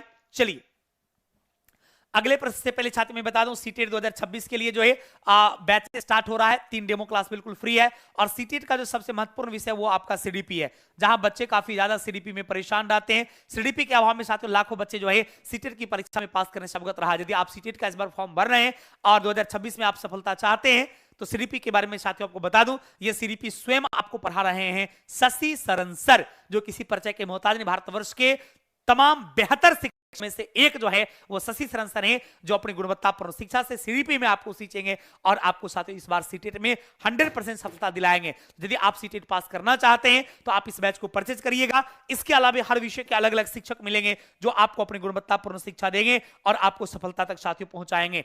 यदि पेपर 1 के लिए आप एडमिशन लेंगे, यदि बैच परचेज करना चाहते हैं तो मात्र 999 लगेगा। पेपर 2 के लिए भी साथियों 999 लगेगी। और पेपर 1, 2 दोनों की बात किया जाए तो आपको 1499 मतलब 1499 लगेगा। हालांकि इसमें भी अभी 30% का डिस्काउंट चल रहा है। इसमें भी साथियों मैं आपको बता दूं, इसमें भी अभी 30% का डिस्काउंट चल रहा है। यदि आप इस बैच को परचेज करना चाहते हैं तो बिल्कुल आप परचेज कर सकते हैं। अगला कहता है कि लाल रक्त कणिका के बारे में, आरबीसी के बारे में साथियों कहता है आरबीसी जो है का मुख्य कार्य क्या है? तो ये साथियों ऑक्सीजन का क्या करता है? वहन करने का काम करता है। और ध्यान रखिएगा इसी आरबीसी कारण साथियों जो है आपका ब्लड जो है उसका रंग लाल होता है। कई बार ऐसा एग्जाम में सवाल पूछा गया है कि रक्त का रंग लाल क्यों होता है, तो आंसर आपका आरबीसी कारण होता है। चलिए साथियों बहुत बहुत धन्यवाद। अब मेरे बाद जो है आपके बीच प्रवीण सर मिलेंगे, फिर आपको संजय सर मिलेंगे, फिर आपको जो है वेणु सर मिलेंगे। तमाम तरीके से शिक्षक आते रहेंगे और अपनी गुणवत्तापूर्ण सीखते हैं। चलिए मेरा समय भी हो चुका है और क्वेश्चन भी हो चुका है। अब मुलाकात साथियों आपसे मेरी अगले क्लास में कल होगी और सेवा को लगातार जारी रखेंगे। थैंक यू वेरी, बहुत बहुत धन्यवाद। आप लोग लगातार साथियों कमेंट करते रहिए, लगातार कमेंट।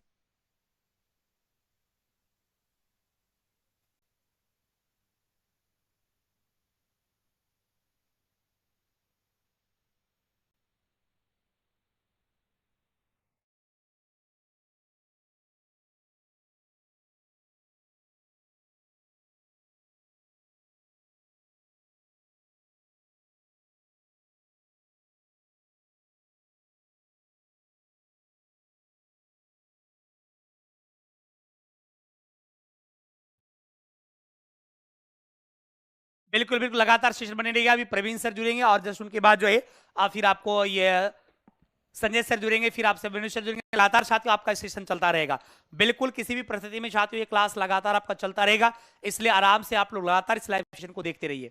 क्लियर ना?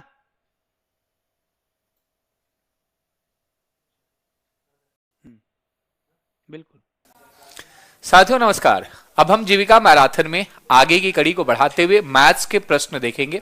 आप सबको पता है कि मैथ्स सिलेबस के आधार पे पूछा जा रहा है, तो उसी सिलेबस के आधार पे हम आपके साथ प्रश्न लेकर आ चुके हैं। जी हाँ, सवाल देखिए। सवाल पाई चार्ट से संबंधित है कि दिया गया पाई चार्ट 5 अलग अलग दुकानों यानी ए, बी, सी, डी और ई द्वारा बेची गई कमीजों सफेद और काली की कुल संख्या का प्रतिशत वितरण दर्शाता है।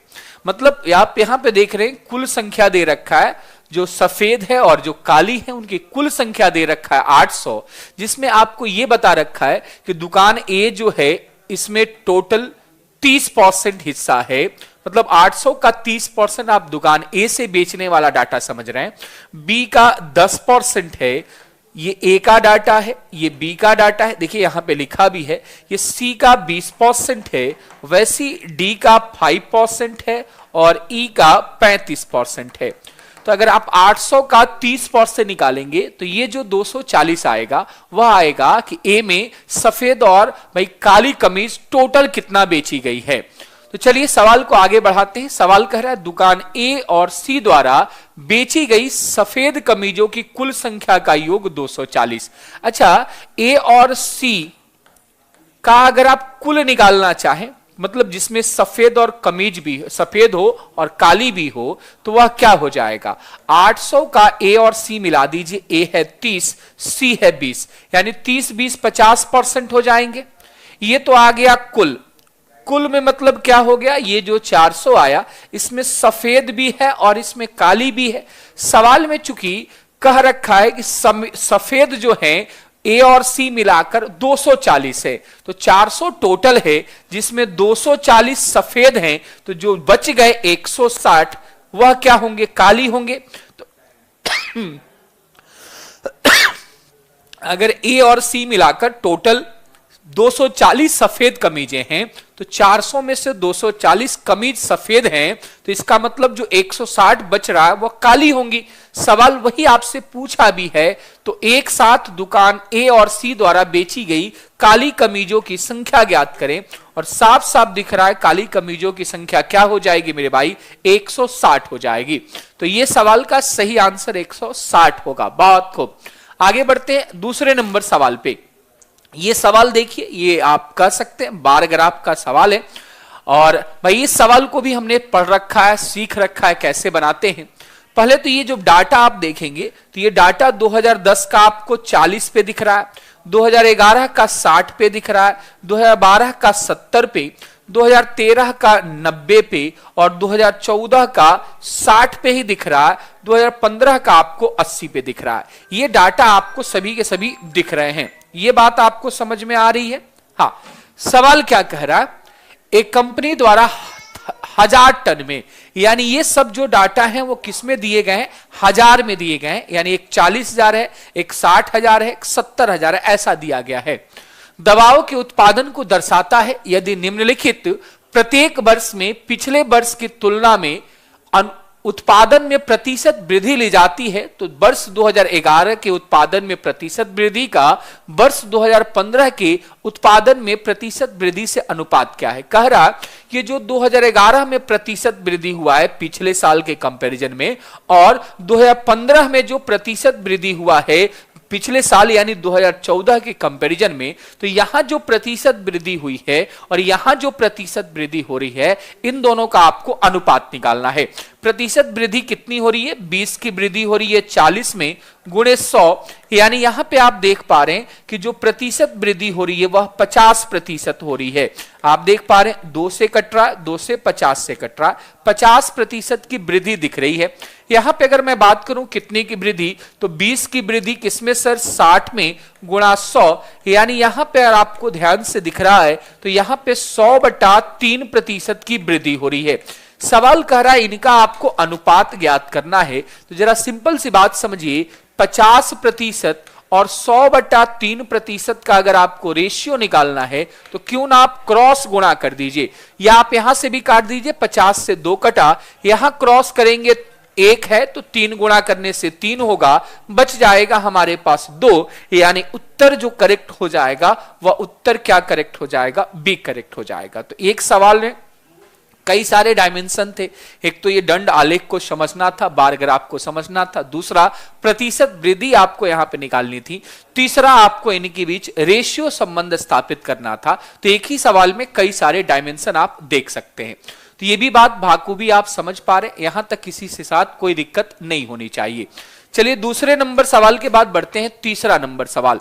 ये तीसरा नंबर सवाल का आपको उत्तर सभी छात्रों को देना है। ये तीसरे नंबर सवाल का सही आंसर क्या होगा?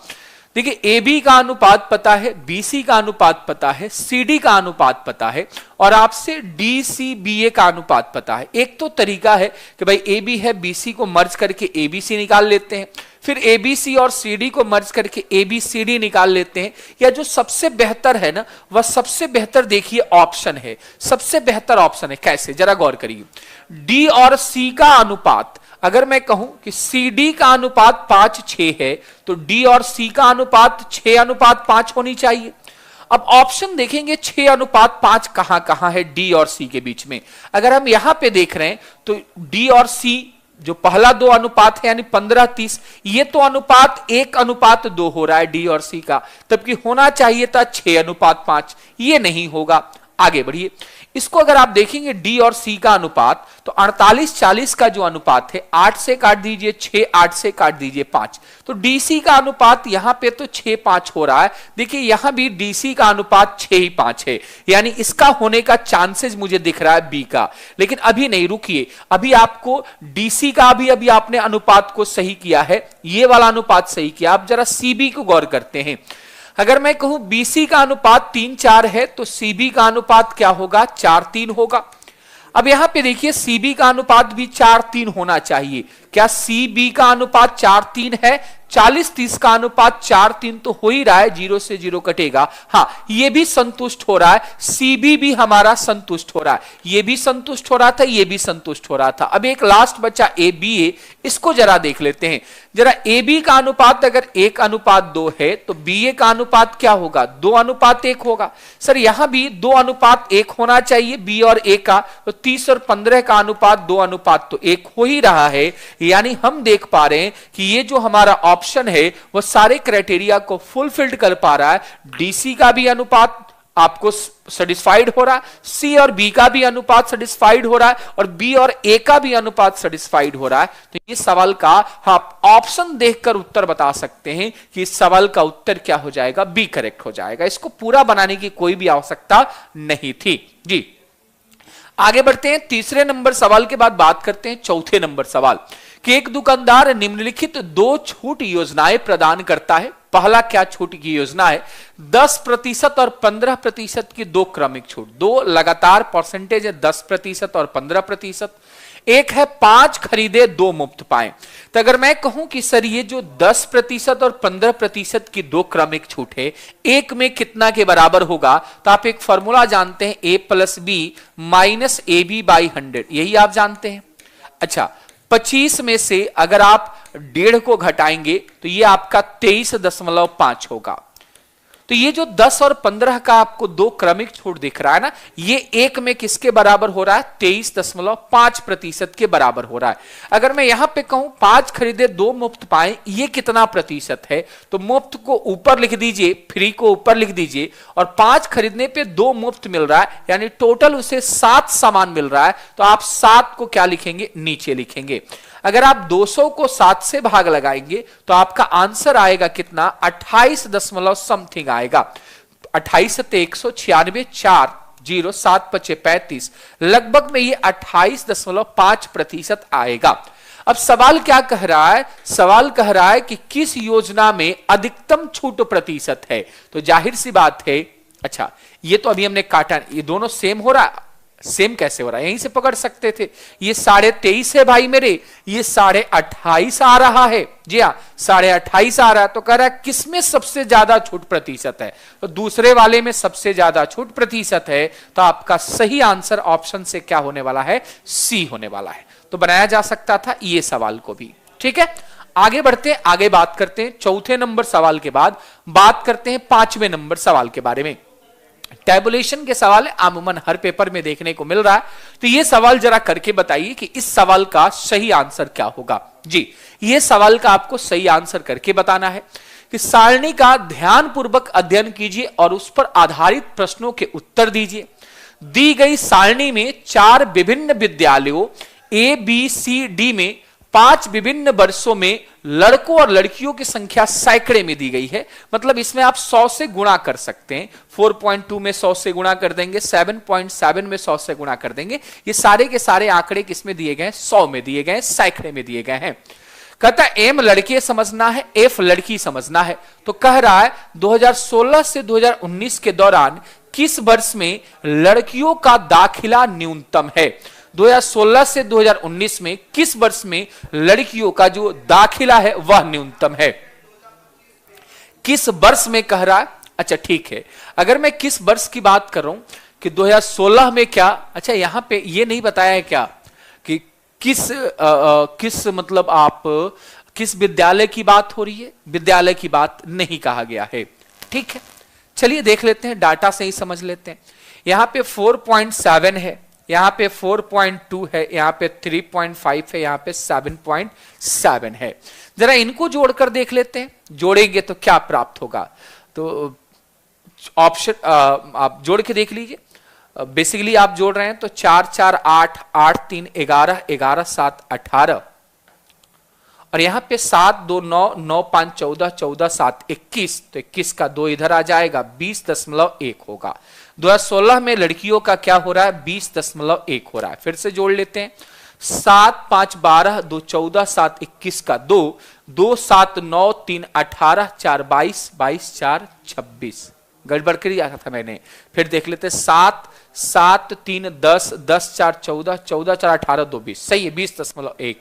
जरा 2017 में देखा जाए तो 2017 में आप देखेंगे तो 7 5 12 12 3 15 15 3 18 का 8 कैरी हो गया, 1 1 5 6 6 3 9 9 5 14 14 4 18। ये भाई साहब 18.8 आ रहा है। 2018 में अगर मैं बात करूं 7.9 5.3 6.4 3.5 को जोड़ूं तो 5 4 9 3 12 12 9 21 का 2 हो रहा है, 2 3 5 5 6 11 11 5 16 16 7 23 हो रहा है। ये 23.1 हो रहा है। वैसे ही 2019 में मैं बात करूं तो ये 8 8 3 11 11 5 16 16 16 7 23 कैरी हुआ 2 2 6 8 8 4 12 12 6 18 18 10 28 28.3। अच्छा 2020 में आप कैलकुलेशन देख लीजिएगा, कहीं पे कुछ मिस्टेक हो तो देख लीजिएगा। 6 4 10 9 19 19 9 28 28 का 2 2 7 9 9 5 14 14 6 20 20 11 31। भाई कह रहा है जिसमें सबसे जो दाखिला न्यूनतम है ना उसको ज्ञात करना है। तो आपको साफ दिख रहा है कि 2017 में सबसे न्यूनतम है 18.8 है, बाकी सब में ज्यादा है। तो आंसर क्या हो जाएगा, बी करेक्ट हो जाएगा। सवाल कहा था किस वर्ष में महिलाओं की जो दाखिला है वो न्यूनतम है, तो हमने सारे वर्षों का निकाल दिया और इसमें हमने आपको न्यूनतम बता दिया। अब आप यहां पे देख सकते हैं डाटा को जोड़ लेना था और उसमें बता देना था न्यूनतम। अब जोड़ने घटाने में हो सकता है कैलकुलेशन मिस्टेक, बट आप बना सकते हैं इस तरीके के सवाल कि इस तरीके के सवाल का आंसर क्या होगा। आगे बढ़ते हैं 5वें नंबर सवाल के बाद 6ठे नंबर सवाल। टाइम एंड डिस्टेंस का एक सवाल आ गया भाई, ये सवाल का उत्तर करके बताइए कि ये सवाल का सही उत्तर क्या होगा। कि एक विमान बस की 3 गुनी रफ्तार से उड़ान भरती है जो 50 मिनट में 50 किलोमीटर दूरी तय करती है। ये जो बस के बारे में कहा गया है कि बस के बारे में कहा गया कि ये 50 किलोमीटर 50 मिनट में तय करती है। तो अगर हम कहें कि बस की चाल क्या होगी तो चाल पता कर सकते हैं, दूरी बटा क्या लिखकर, समय लिखकर। लेकिन एक बात गौर करिए, ये किलोमीटर में है, ये मिनट में है। तो मिनट में है तो इसको आवर में बना लीजिए, तब आपका आंसर किलोमीटर प्रति घंटा में आ जाएगा। 60 ऊपर चल जाएगा, 50 से 50 कट जाएगा, यानी हम कह सकते हैं बस की जो चाल थी वह 60 किलोमीटर प्रति घंटा थी। अच्छा, बस की चाल निकल गई, तब तो आप विमान की भी चाल निकाल सकते हैं मेरे भाई। विमान की चाल क्या होगी? चूंकि 3 गुनी चाल थी तो 60 तिया 180 किलोमीटर प्रति घंटा हो जाएगी। ये भी बात हम समझ पा रहे हैं। सवाल क्या कह रहा है? विमान द्वारा 25 मिनट में कितनी दूरी तय की जाएगी। अब 180 के स्पीड से इसको 25 मिनट ट्रैवल करना है तो कितना दूरी तय करेगा? तो दूरी बराबर क्या होता है? चाल गुणे समय, तो 180 गुणे 25 करेंगे। चूंकि फिर यहां पे हम देख पा रहे हैं कि इसमें आवर है तो इसमें भी आवर होना चाहिए, तो 60 से भाग लगा दीजिए तो आवर आ जाएगा। और कट रहा है मेरे भाई 60 से 3 से कट रहा है, तो 3 और 25 को गुणा करेंगे तो आपको उत्तर के रूप में क्या मिलेगा? 75 किलोमीटर मिलेगा। तो ये सवाल का सही आंसर क्या हो जाएगा? 75। बस की चाल आ गई। फिर हमने निकाल दिया विमान की चाल। विमान को चलना था 25 मिनट, तो हमने पता कर लिया कि भाई उसको दूरी कितनी तय करेगा विमान द्वारा। तो ये भी बात हम बता सकते थे। आगे बढ़ते हैं। छठे के बाद जरा आप 7वें नंबर सवाल का आंसर बता दें कि इस 7वें नंबर सवाल का सही आंसर क्या होगा। यदि ए बी का 95% है तो बी ए का कितना परसेंट है? भाई एक तरीका मैं आपको बता दूं, याद रखिएगा, कह देगा कि ए बी का x% है, ए बी का x% है, तो बी ए का कितना परसेंट होगा? तो बी ए का कितना परसेंट होगा? अगर ऐसे सवाल आपको पूछे जाते हैं तो आपको कुछ नहीं करना है मेरे भाई, ये 100/x गुणे 100 कर देना है, या आप कह सकते हैं 10,000/x, कोई फर्क नहीं पड़ता है, ऐसे भी कर सकते हैं। तो अगर ये कहा है 95% है तो 100/95 गुणे क्या लिख देते हैं? 100 लिख देते हैं। और नहीं, अगर आपको ये ट्रिक नहीं याद करनी है तो सिंपल सा सोचिए कि अगर b को मैं अगर 100 मानूं तो b का 95% a है, यानी 100 का 95% a 95 होगा। अब सवाल है b a का कितना परसेंट, यानी जो 100 है इस 95 का कितना प्रतिशत है। ऐसी बातें कर रहा है तो हम यहां से भी तो इस चीज को सॉल्व आउट कर सकते हैं ना, इस चीज को हम बता सकते हैं, बाखूबी बता सकते हैं, कोई दिक्कत यहां पे नहीं आनी चाहिए। काट लेते हैं। 5 से 19 हुआ, 5 से 20 हुआ, तो ये हमारा हो रहा है 2000/19। अब जरा काटिए, 19 एकम 19, भाई 1 बचा, 0 उतरेगा, 19 बचे 95 और 5, 105 सही 5/19% होगा इस सवाल का आंसर। 105 सही 5/19%, यानी ऑप्शन हमारा क्या हो पा रहा है? बी करेक्ट हो रहा है। हम इस सवाल का उत्तर बता सकते हैं बाखूबी, ये बात आप याद रखिएगा। या इसमें एक और ट्रिक होता है जो मैंने पढ़ाया है कि ए बी से इतना परसेंट अधिक है तो कितना परसेंट कम होगा, तो x/100 + -x गुणे 100, वह फॉर्मूला आप लगा सकते हैं। चलिए 7वें नंबर सवाल के बाद बात करते हैं 8वें नंबर सवाल। बड़ा ही खूबसूरत सा सवाल है, ऐसा एग्जाम में एक सवाल आया भी था कि साधारण ब्याज पर एक धनराशि 3 वर्षों में 500 रुपए और 5 वर्षों में 600 रुपए हो जाती है। देखिए किसी एक को ही टारगेट कर लीजिए आप कि 3 वर्ष में 500 हो जाता है, तो 500 हो जाता है तो 500 ये क्या है? हो जाने का मतलब क्या है? मिश्र धन है। 3 वर्ष का मिश्र धन आपको बताया गया 500, किसी एक को उठा लीजिए वहां से। फिर आप देखिए कि कितना साल बढ़ा और पैसा कितना बढ़ा। तो आप देख रहे हैं कि सर 2 साल बढ़ रहा है तो 2 साल बढ़ रहा है तो 100 रुपए बढ़ रहा है। तो ये 2 वर्ष में अगर 100 रुपए बढ़ रहा है तो ये 100 रुपया क्या होगा? ब्याज होगा। जो बढ़ता है उसको हम क्या नाम से जानते हैं? ब्याज नाम से जानते हैं। और आपको यह भी बात पता है कि साधारण ब्याज में प्रत्येक वर्ष का ब्याज समान होता है। तो एक बात मुझे बताइए कि 3 वर्ष का अगर हमें मिश्रधन पता है, अगर 3 वर्ष का मिश्रधन पता है तो मिश्रधन क्या होता है? प्रिंसिपल प्लस इंटरेस्ट होता है, मूलधन प्लस ब्याज होता है। तो अगर मैं आपको ब्याज बता दूं तो आप मूलधन निकाल सकते हैं? आप कहेंगे हाँ निकाल सकते हैं। तो अगर 3 वर्ष का 100 रुपए ब्याज बन रहा है तो भाई 2 वर्ष का 100 रुपए ब्याज बन रहा है तो 3 वर्ष का कितना बनेगा? 150 बनेगा। ये कैसे 150 आया? तो हर साल का बनेगा 50 रुपया, चूंकि 2 साल में 100 रुपया तो प्रत्येक साल का 50 रुपया, तो 3 साल का कितना बनेगा? 150 रुपए ब्याज बनेगा। ये ब्याज कितना है? 150 है। अच्छा 500 रुपया मिश्रधन है जिसमें ब्याज है 150, तो मूलधन जो बच गया वही तो होगा, मूलधन कितना हो जाएगा 350। अच्छा, आपसे सवाल पूछा गया है कि आप बता दीजिए ब्याज की दर क्या है। अमूमन 2 सवाल यहां पर बनते हैं, या तो मूलधन की राशि बता दीजिए यानी आपका आंसर 350 हो चुका, या आप दर बता दीजिए। तो दर निकालना हो ना तो दर आप डायरेक्ट भी कर सकते हैं, या आप इस 3 साल का भी इस्तेमाल कर सकते हैं, दोनों बात कर सकते हैं। चलिए, एसआई बराबर क्या होता है? एसआई बराबर 3 साल का एसआई बराबर क्या होगा? मूलधन गुणे समय गुणे दर बटा 100। यही ना हम साधारण ब्याज का फॉर्मूला जानते हैं कि साधारण ब्याज बराबर क्या होता है? मूलधन गुणे समय गुणे दर बटा 100 होता है। काट लेते हैं मेरे भाई। चलिए, 0 से 0 काटिए, 3 से कटा हमारा 50, 5 से 7 कटा, 5 से 2 कटा, ये R बराबर 100/7 आएगा। R बराबर 100/7 आएगा, और ऐसा ऑप्शन देखिए है नहीं, तो आंसर क्या हो जाएगा? डी हो जाएगा।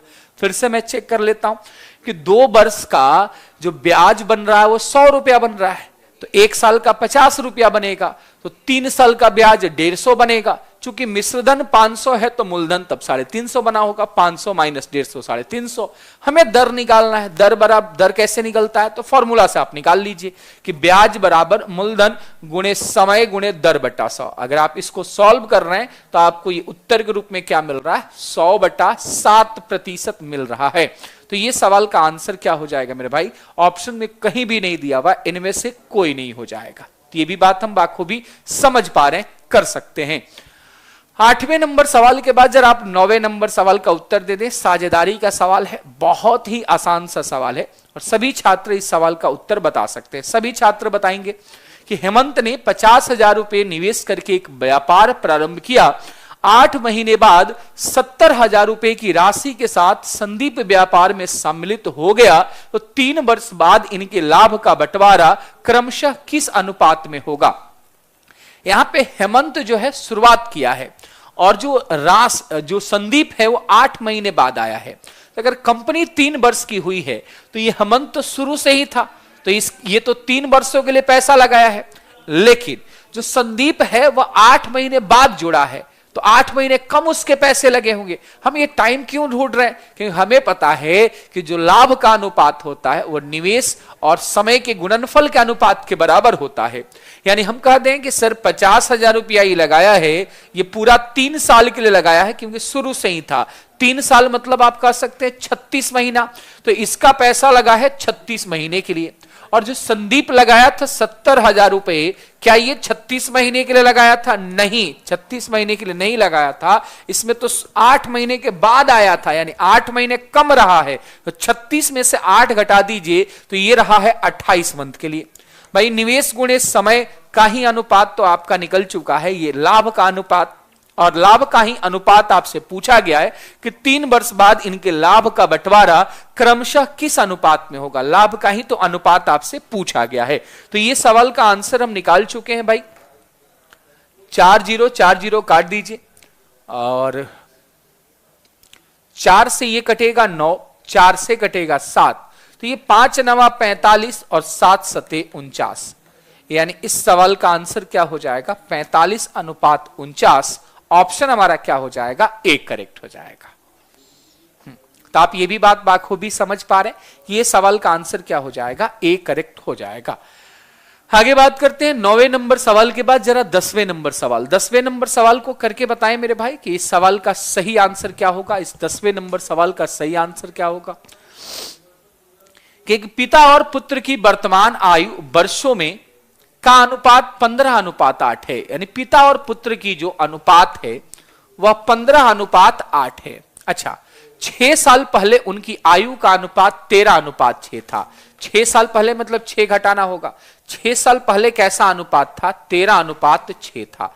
आपको एक बात पता होना चाहिए, किसी भी रेशियो में अगर समान संख्या जोड़ते हैं या समान संख्या घटाते हैं तो अंतर नहीं बदलता। यहां पे देखिए अंतर 7 है, यहां भी अंतर 7 है, एकदम परफेक्ट रेशियो है। तो हम कह सकते हैं कि सर 8 से 6 हुआ है, यानी 2 रेशियो कम हुआ है। और ये 2 रेशियो कम क्यों हुआ है? ये 6 वर्ष के कारण हुआ है। तो 2 रेशियो का मान क्या है? 6 वर्ष है। हमसे क्या पूछा है? पिता की वर्तमान आयु, तो पिता की वर्तमान आयु तो भाई 15 रेशियो थी ना, तो 2 रेशियो का मान 6 है, तो 15 रेशियो का मान क्या होगा, तो 1 रेशियो का मान 3, तो 15 रेशियो का मान हो जाएगा 45 वर्ष। तो ये सवाल का जो सही उत्तर आएगा वो ऑप्शन से क्या हो जाएगा, सी करेक्ट होगा। और नहीं तो आप अगर इससे नहीं बनाना चाहते तो आप x मान लीजिए, x भी मानकर बना सकते हैं कि सर 15x पिता थे, पुत्र था 8x, 6 साल पहले यानी 6 घटाइए, अनुपात 13:6, यहां पे x का मान सॉल्व करिएगा तो 3 आएगा, पिता का उम्र पूछा यानी 15x, आंसर 45 हो जाएगा। और नहीं तो आप इसे ऑप्शन से भी बना सकते हैं, ऑप्शन से ट्राई कर लेते हैं मेरे भाई। अगर 45 वर्ष सही आंसर है तो जरा गौर करिए, पिता और पुत्र का जो अनुपात था वो 15:8 था भाई। 15 रेशियो का अगर सही आंसर 45 है, इसका मतलब पुत्र का होना चाहिए था 24 वर्ष, क्योंकि 15 का मान 45 है तो इस 8 का मान 24 होगा, 1 का मान 3 है तो 8 का मान 24। 6 साल पहले भाई ये 39 होंगे और 6 साल पहले ये कितने का होगा, 18 का होगा। क्या 6 साल पहले ये जो अनुपात है क्या 13:6 आ रहा है, 3 से 13, 3 से 6, 13:6 हाँ आ रहा है। तो ये सवाल का उत्तर तब भी क्या चला जाता, सी चला जाता है। उम्रों के सवाल मैंने करा रखा आपको, कई डायमेंशन के साथ आप बता सकते, कई डायमेंशन के साथ आप इस सवाल का उत्तर दे सकते हैं। बाकी आप पता है कि डेली आपके साथ जीविका मैराथन के लिए हम सभी एजुकेटर आपको जुड़ते हैं ताकि आपके एग्जाम में मैक्सिमम मार्क्स आ सके, और एग्जाम में मैक्सिमम मार्क्स बाकी बच्चों के भी आए हैं, आपके भी आएंगे। बस आप लगातार बने रहिए, लगातार पढ़ते रहिए। और हाँ, एक बात और कि भाई अगर आपको ये सेशन अच्छा लग रहा होगा ना तो सेशन को लाइक भी कर दिया कीजिए, और इस चैनल को अगर अभी तक आपने सब्सक्राइब नहीं किया है तो चैनल को सब्सक्राइब भी कर दिया कीजिए। बाकी इस सेशन के बारे में आप क्या राय रखते हैं कमेंट बॉक्स में जरूर बताएंगे। आप मेरे साथ जो मैथ्स की क्लास करते हैं उससे आपको कितनी फायदे पहुंच रहे हैं ये भी कमेंट बॉक्स में बताएंगे। बाकी हम आपके साथ मिलेंगे अब नेक्स्ट सेशन में, तब तक के लिए मुझे दीजिए विदा। जय हिंद।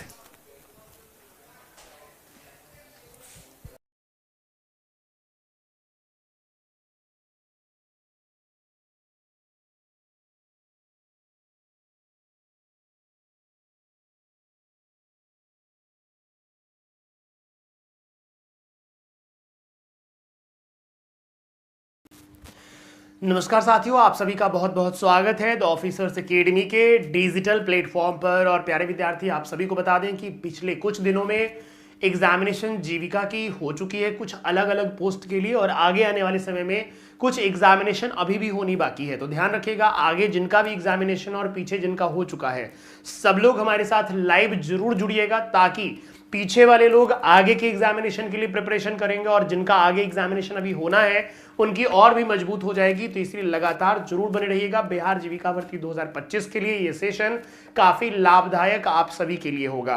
तो ये कंप्यूटर साइंस का ये जो महामैराथन बिहार जीविका भर्ती 2025 के लिए, जिसमें हम लोगों ने 155 सवाल पहले कर लिए हैं, आज हम लोग 156वें सवाल जो आपकी पीछे स्क्रीन पर देख पा रहे होंगे वो हम लोग करने वाले हैं।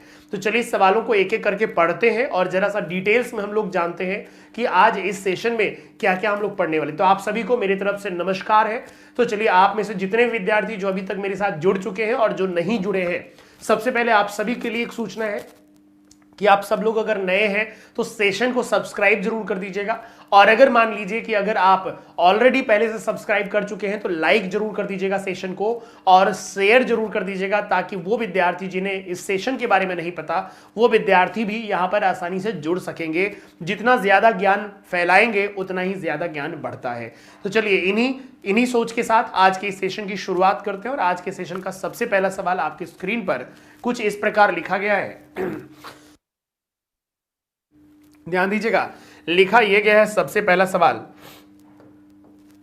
कि डेटा को अनअधिकृत पहुंच से बचाने की जो प्रक्रिया है वो क्या कहलाती है। डेटा को अनअधिकृत पहुंच से बचाने की जो प्रक्रिया है वो क्या कहलाती है। सबसे पहला है इनक्रिप्शन। इनक्रिप्शन वर्ड का मतलब आप जानते होंगे। इनक्रिप्शन का मतलब होता है किसी भी डेटा को उसके मूल अवस्था से उसे इनक्रिप्ट कर देना, डिकोड कर दिया जाता है, ताकि कोई थर्ड पर्सन व्यक्ति उस डेटा को ना पढ़ सके, जिसे हम इनक्रिप्शन के नाम से जानते हैं। जैसे कि आपने व्हाट्सएप पर अक्सर आपने देखा होगा end to end encryption word आजकल लिखा मिलता है हमेशा से, जिसमें या तो सेंडर पढ़ सकता है या तो रिसीवर पढ़ सकता है, बीच का कोई भी व्यक्ति नहीं पढ़ सकता। अगला लिखा हुआ है कंप्रेशन। कंप्रेशन का मतलब क्या होता है? डेटा की जो एक्चुअल साइज होती है उस साइज से उस डेटा को कंप्रेस करके छोटा कर देना। नेक्स्ट लिखा है कंपाइलेशन। कंपाइलेशन वर्ड का मतलब होता है कि किसी भी डेटा में अगर कोई गलती है, कोई एरर है, तो उसे ढूंढ कर सामने रखना ताकि उसे रिमूव किया जा सके। और अगला है वर्चुअलाइजेशन। वर्चुअलाइजेशन वर्ड का मतलब प्यारे बच्चे होता यह है कि हार्डवेयर जो रिसोर्सेज होते हैं उनको रिड्यूस करना। मींस कि यहां पर 100% जो हमारा डेटा होगा वो क्लाउड पर स्टोर होगा, न कि हार्ड डिस्क पर स्टोर होगा, पेन ड्राइव या मेमोरी कार्ड में स्टोर होगा। यहां पर कंप्लीट जो डेटा होगा हमारा वो कहां पर होगा? Cloud computing. Cloud computing word का मतलब क्या होता है? आप अगर चाहें तो कमेंट बॉक्स में फटाफट से क्लाउड कंप्यूटिंग के 2-3 उदाहरण फटाफट से हमें बता दीजिए। कि जैसे कि आपने गूगल ड्राइव का नाम सुना होगा, आपने स्काई ड्राइव, वन ड्राइव का नाम सुना होगा, आपने आई क्लाउड का नाम सुना होगा, आपने वीवो क्लाउड का नाम सुना होगा। आई क्लाउड जो कि एप्पल के द्वारा बनाया गया ऑपरेटिंग मींस की ये जो क्लाउड प्लेटफॉर्म है, और इसी तरह से हम कहते हैं क्लाउड कंप्यूटिंग। तो डेटा को अनअधिकृत पहुंच से बचाने के लिए कि उपयोग की जाने वाली जो प्रक्रिया होती है उसे हम क्या कहते हैं? तो प्यारे बच्चे सही उत्तर क्या हो जाएगा? सही उत्तर हो जाएगा इनक्रिप्शन। आप में से जितने भी विद्यार्थी अभी सेशन को देख पा रहे हैं, सोनाली, वीरेंद्र, पिंटू कुमार, अनुज, आप सभी को मेरी तरफ से बहुत बहुत धन्यवाद इस सेशन को ज्वाइन करने के लिए। तो लगातार सेशन का अंत तक बने रहिएगा और एक एक सवालों का उत्तर जरूर दीजिएगा। आप सभी लोगों को फीडबैक बच्चों के द्वारा मिल गया होगा कि जितने भी सवाल हम लोगों ने यहां से बताए थे, मैक्सिमम सवाल जीविका, बिहार जीविका भर्ती 2025 में वो पूछे गए सवाल हैं। इसलिए ध्यान रखिएगा, हमारे साथ जरूर जुड़े रहिएगा। ऐसे ही सवाल आपको बिहार जीविका भर्ती 2025, आपको बता दें ईएमआरएस का जो वैकेंसी जो आया हुआ था उसमें, और लाइब्रेरी साइंस की बात करें या फिर केबीएस एनबीएस की बात करें, इन सभी एग्जामिनेशन में आपसे सवाल यहीं से पूछे जाएंगे। इसी तरह के सवाल बनते हैं। अब आ जाते हैं सवाल नंबर 157 पर। 157 पर प्यारे बच्चे ध्यान दीजिएगा। अगर हम बात करें तो सबसे पहले क्या होता है? सबसे पहले होता है यहां पर IPv4, ठीक है, और एक होता है IPv6। IPv4 जो होता है ये कितने बिट का होता है? 32 बिट का होता है। और IPv6 कितने बिट का होता है? 128 बिट का होता है। ध्यान दीजिएगा 128 बिट का होता है, ठीक है, 128 बिट का होता है। तो पूछा गया है कि निम्नलिखित में से कौन IPv4 एड्रेस का सही प्रारूप है? तो ध्यान दीजिएगा IPv4 में सबसे पहली बार कि 4 ऑक्टेट होते हैं। IPv4 में कितने ऑक्टेट होते हैं? 4 ऑक्टेट होते हैं। ध्यान दीजिएगा OCTETS, ठीक है, कितने होते हैं? 4। और इसमें कितने होते हैं? 6 ऑक्टेट्स होते हैं, ऑक्टेट्स, ठीक है, होते हैं, ठीक है। दूसरी बात कि सेपरेटर जो आप यहां पर देख पा रहे हैं ये क्या होगा? डॉट के फॉर्म में होगा, लेकिन यहां पर देखिएगा यहां पर लगा हुआ है कोलन के फॉर्म में। IPv6 में कोलन के रूप में होगा, ये IPv6 में कोलन के रूप में, लेकिन IPv4 में डॉट के रूप में होगा। सही उत्तर क्या हो जाएगा? ऑप्शन नंबर हो जाएगा ए। ध्यान दीजिएगा ऑप्शन नंबर ए हो जाएगा। तो आप में से जितने भी विद्यार्थियों ने ऑप्शन नंबर ए लगाया है उनका उत्तर बिल्कुल सही है। अब आगे बढ़ते हैं सवाल नंबर 158 पर। सवाल नंबर 158 में यह लिखा गया हुआ है कि मेमोरी की सबसे छोटी एड्रेस योग्य इकाई होती है। सबसे पहले क्या लिखा हुआ है? बाइट लिखा है, फिर बिट लिखा है, फिर वर्ड लिखा है और फिर नेबल लिखा हुआ है। तो ध्यान रखिएगा बाइट जो होती है वो कितने बिट से? 8 बिट से मिलकर बनती है। बिट का पूरा नाम क्या होता है? बाइनरी डिजिट होता है, ध्यान रखिएगा। और 0 और 1 को हम क्या कहते हैं? बाइनरी डिजिट कहते हैं। और निबल का मतलब क्या होता है? 4 बिट का मतलब क्या होता है? 4 बिट का मतलब होता है एक निबल। याद रखिएगा 4 बिट का मतलब क्या होगा? एक निबल होगा। तो पूछा गया कि मेमोरी की सबसे छोटी एड्रेस योग्य इकाई होती है, और सबसे छोटी एड्रेस योग्य कौन सी होगी? आंसर हो जाएगा बिट। ध्यान रखिएगा बिट का पूरा नाम क्या हो जाता है? Binary digit. आगे आ जाते हैं सवाल नंबर 159 में प्यारे बच्चे ये लिखा गया है कि बैकअप और संग्रहित डेटा के लिए निम्नलिखित में से कौन उपयोग किया जाता है? बैकअप और संग्रहित डेटा के लिए निम्नलिखित में से कौन उपयोग किया जाता है?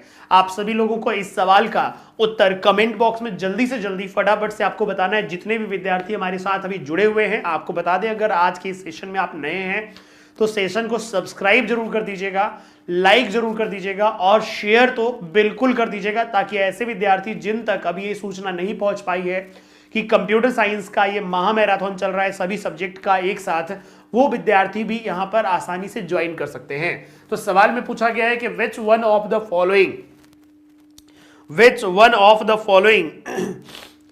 Following used for backup and archival data. ध्यान रखिएगा, आर्काइवल डेटा। तो ध्यान रखिएगा, बैकअप और संग्रहित डेटा के लिए निम्नलिखित में से कौन उपयोग किया जाता है? देखिए, मैग्नेटिक टेप, जिसे हम क्या कहते हैं? कैसेट कहते हैं।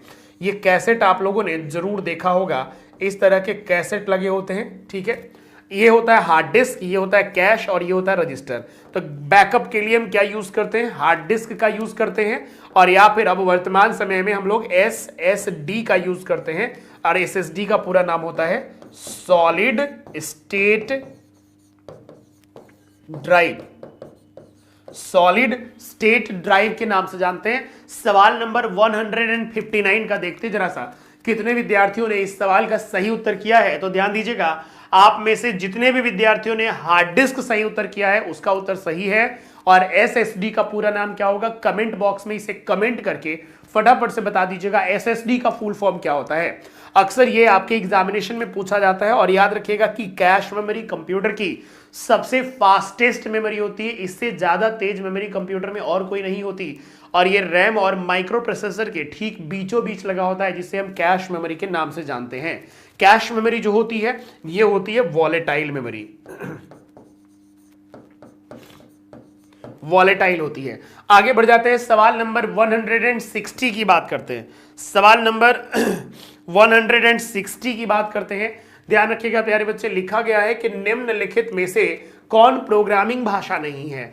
तो याद रखिएगा कि बेसिक क्या है? प्रोग्रामिंग भाषा है। आपको कमेंट बॉक्स में कमेंट करके ये बताना है कि बेसिक का पूरा नाम क्या होता है। नेक्स्ट देखिएगा, अगला लिखा है फॉर्टर्न, FORTRAN, फॉर्टर्न लिखा हुआ है।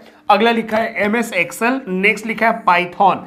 तो याद रखिएगा, सही उत्तर आप में से कितने विद्यार्थी देख पा रहे हैं कि निम्नलिखित में से कौन प्रोग्रामिंग भाषा नहीं है? अगर देखेंगे तो ये बेसिक प्रोग्रामिंग भाषा है, फॉर्टर्न प्रोग्रामिंग भाषा है, और पाइथन क्या है? प्रोग्रामिंग भाषा है। तो सही उत्तर क्या हो जाएगा? MS Excel. MS एक्सेल क्या होता है? एक एप्लीकेशन सॉफ्टवेयर है,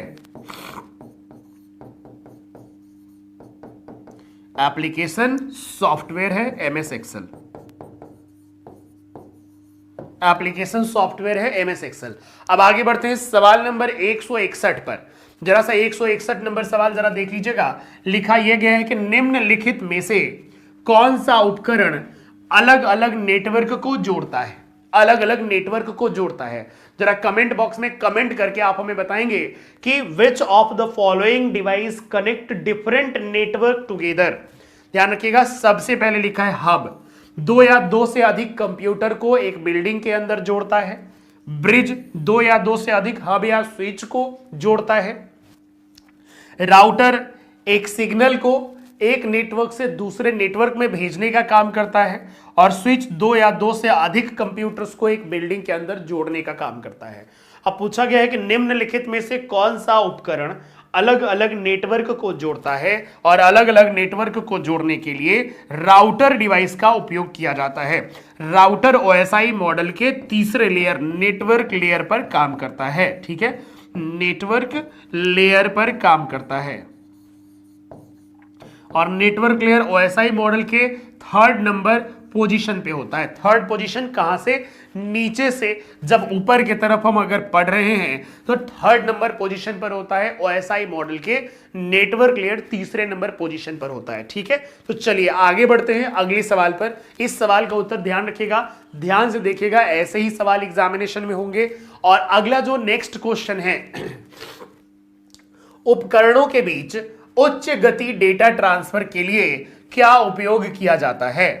उपकरणों के बीच which of the following which of the following is used for high speed data transfer between device.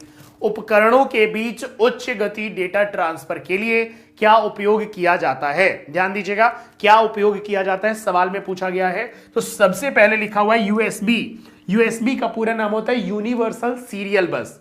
जो देखा होगा यूएसबी पोर्ट होती है और यूएसबी की सहायता से हम अपने मोबाइल फोन को भी कंप्यूटर से जोड़ देते हैं। अगला है HDMI, high definition multimedia interface. अगला है फायर वायर और नेक्स्ट लिखा हुआ है साटा। साटा का प्यारे बच्चे पूरा नाम होता है, साटा जो है एक हार्ड डिस्क का प्रकार है, सीरियल एडवांस्ड टेक्नोलॉजी अटैचमेंट कहते हैं, और एक इसी के साथ होता है पाटा। ध्यान रखिएगा, PATA, जिसे कहते हैं पैरेलल एडवांस्ड टेक्नोलॉजी अटैचमेंट। साटा का पूरा नाम है सीरियल एडवांस्ड टेक्नोलॉजी अटैचमेंट और पाटा का पूरा नाम है पैरेलल एडवांस्ड टेक्नोलॉजी अटैचमेंट। ठीक है, तो यूएसबी का पूरा नाम क्या हो जाएगा? यूनिवर्सल सीरियल बस। HDMI का पूरा नाम क्या हो जाएगा? High definition multimedia interface. Fire wire और नेक्स्ट लिखा है साटा एंड पाटा।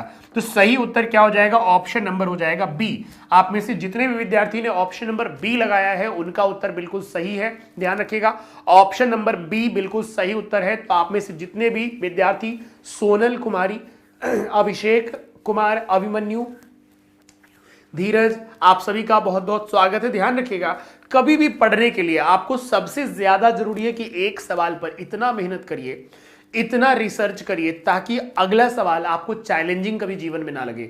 याद करिएगा, अगर सिर्फ और सिर्फ मोबाइल लेकर आप बैठ जाते हो और सवालों को सिर्फ और सिर्फ सवाल समझकर आप कर रहे हो तो हर सवाल आपके सामने में एक चैलेंजिंग होगा। इसीलिए सवाल पर अगर 5 मिनट 7 मिनट समय देकर हर एक ऑप्शन पर चर्चा किया जाए तो आपका वो ऑप्शन अगले सवाल के रूप में आपके सामने में आएगा और आप आसानी से उस सवाल को आप कर पाएंगे। तो ध्यान रखिएगा, सवाल को कभी भी सवाल समझकर करेंगे तो एक कंपटीशन में आप हर सवाल को चैलेंजिंग बना देंगे। लेकिन अगर किसी भी सवाल को आप पूरी डिटेल्ड डिस्कशन के साथ अगर पढ़ेंगे पूरा टाइम के साथ, तो ध्यान रखिएगा आप 100 सवाल आपने कर लिया तो आपका काम समाप्त हो जाएगा। अब मैक्सिमम लोग रटने का काम करते हैं, तो आप सभी से निवेदन है कि प्लीज रटना छोड़ दीजिए। कंप्यूटर को समझने की जरूरत है। कंप्यूटर रट करके आप आंसर नहीं दे सकते क्योंकि कंप्यूटर के सारे सवाल जो होते हैं वो लॉजिकल होते हैं। याद रखिएगा इस चीज को। और अगला है सवाल नंबर 163। 163 में प्यारे बच्चे ये लिखा गया है कि निम्नलिखित में से कौन सा स्टोरेज नॉन वॉलेटाइल नेचर का है? नॉन वॉलेटाइल नेचर का अगर आप बात करेंगे तो इसे कहते हैं नॉन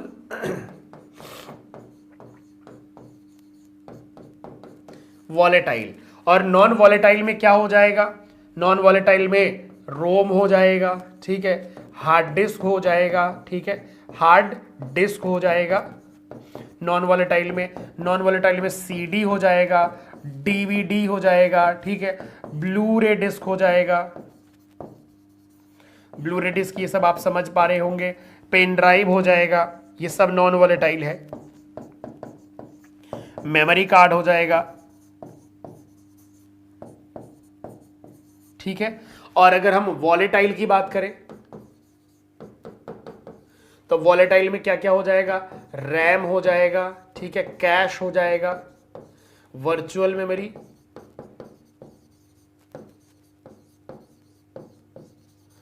ये सारे के सारे क्या हो जाएंगे? वॉलेटाइल हो जाएंगे। अब पूछा क्या है? नॉन वॉलेटाइल इनमें से कौन सा है? तो सिंपल सी बात है कि रैम वॉलेटाइल है, कैश वॉलेटाइल है, रजिस्टर वॉलेटाइल है। तो सही उत्तर क्या हो जाएगा? रोम। और रोम कितने प्रकार के होते हैं? रोम जो होता है आपका कितने प्रकार का होता है? ध्यान दीजिएगा, रोम जो होता है वो 3 प्रकार का होता है। कौन कौन सा? सबसे पहला है आपको पी रोम, दूसरा कौन सा है? ईपी रोम है, और तीसरा कौन सा है? ईईपी रोम है, ठीक है, ईईपी रोम है, ठीक है। Programmable read only memory, erasable programmable read only memory and electrical erasable programmable read only memory. इन तीनों का फुल फॉर्म जरूर याद कर लीजिएगा, रट लीजिएगा, जैसे ही इच्छा करे आपको। यहां से एक सवाल आपके एग्जामिनेशन में आएंगे जरूर, ठीक है। चलिए अगले सवाल नंबर 164 पर आ जाते हैं, जरा सा ध्यान दीजिएगा। सवाल नंबर 164। जितने भी बच्चे अभी आप मेरे सेशन को देख पा रहे हैं, लगातार सेशन के अंत तक बने रहिएगा और एक एक सवाल ध्यान रखिएगा। कंप्यूटर एक ऐसा सब्जेक्ट है जिसके सवाल को आप रट कर एग्जामिनेशन में आप नंबर नहीं ला पाएंगे। कंप्यूटर एक लॉजिकल सब्जेक्ट है जहां पर कुछ लॉजिक लगाने के बाद उस पूरे सवाल का उत्तर ही बदल जाता है। इसलिए कंप्यूटर के सवालों को समझिए, न कि रटिए। रटेंगे तो आप एग्जामिनेशन में बेहतर परफॉर्म नहीं कर पाएंगे और कंप्यूटर में मिलने वाला जो नंबर होता है, समझ लीजिए वो एक बोनस होता है, क्योंकि कंप्यूटर जिसे समझ में आने लगा उसे सब कुछ समझ में आ जाएगा और जिसे नहीं समझ में आएगा उसे ब्रह्मा विष्णु महेश भी नहीं समझा पाएंगे। तो प्रयास करिए समझने का। अगर किसी तरह की क्वेरी होती है तो उसे कमेंट बॉक्स में प्लीज जरूर मेंशन करिए ताकि हम आपके उस क्वेरी का समाधान करेंगे, ठीक है। तो यहां सवाल में देखिएगा क्या लिखा गया है कि कंप्यूटर के किस पीढ़ी में इंटीग्रेटेड सर्किट का उपयोग हुआ था। कंप्यूटर के किस पीढ़ी में, और ये चीज मैं आप सब लोगों को पहले भी कई बार बता चुका हूं, ध्यान रखिएगा। कमेंट में आप सभी लोगों का देख पा रहा हूं, तो इसीलिए ध्यान रखिएगा कि आपकी जो भी क्वेरी होगी उसे कमेंट बॉक्स में मेंशन जरूर कर दीजिएगा। और आपको हम बता दें कि कंप्यूटर की जो सबसे पहली जनरेशन है उसे क्या बोलते हैं, वैक्यूम ट्यूब। दूसरी जो जनरेशन होती क्या बोलते हैं, ट्रांजिस्टर। तीसरी जो होती है इसे क्या कहते हैं, आईसी।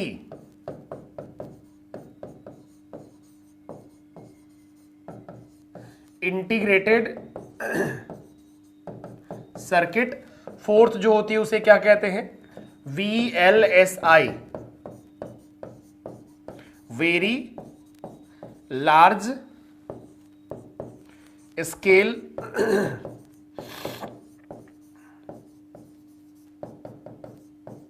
इंटीग्रेशन। और फिफ्थ जो होती है उसे कहते हैं ULSI, ultra large scale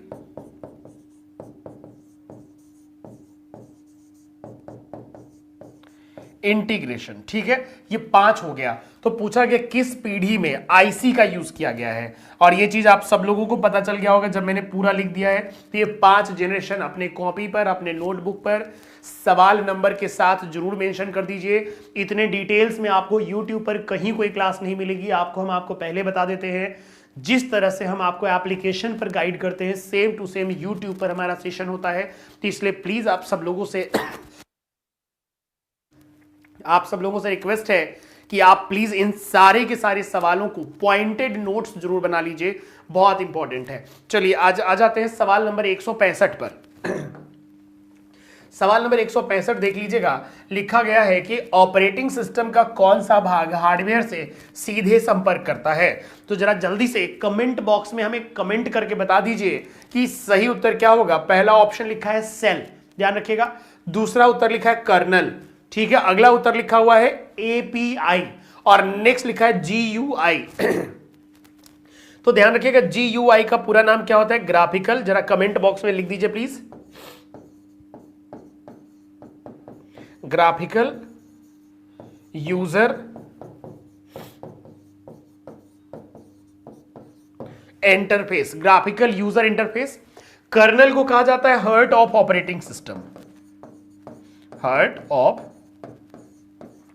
operating system. Kernel को ऑपरेटिंग सिस्टम का दिल कहा जाता है। और यह पूछा गया है कि ऑपरेटिंग सिस्टम का कौन सा भाग हार्डवेयर से सीधे संपर्क करता है। ऑपरेटिंग सिस्टम का कौन सा भाग हार्डवेयर से सीधे संपर्क करता है, इसे क्या कहेंगे हम, कर्नल कहते हैं। कर्नल, कर्नल ऑपरेटिंग सिस्टम में एक फंक्शन होता है जो हार्डवेयर से डायरेक्ट संपर्क करता है, तभी जाकर हमारा सिस्टम क्या होता है, बूट होता है।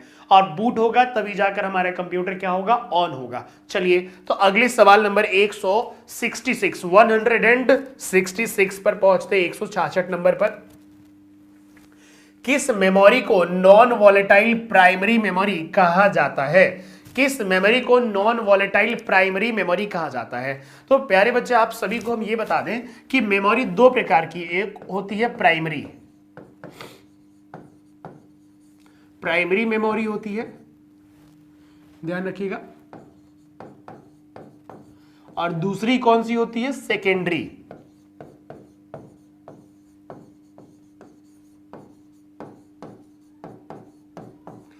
प्राइमरी ही मेमोरी को हम मेन मेमोरी कह सकते हैं, प्राइमरी मेमोरी को हम इंटरनल मेमोरी कह सकते हैं, सेकेंडरी मेमोरी को हम ऑक्सिलरी मेमोरी कह सकते हैं, सेकेंडरी मेमोरी को ही हम मास स्टोरेज इंटरफेस भी कह सकते हैं। याद रखिएगा एक ही नाम होते हैं कई चीजों के, जो कई बार हम कंफ्यूज हो जाते हैं नया नया नाम देख करके।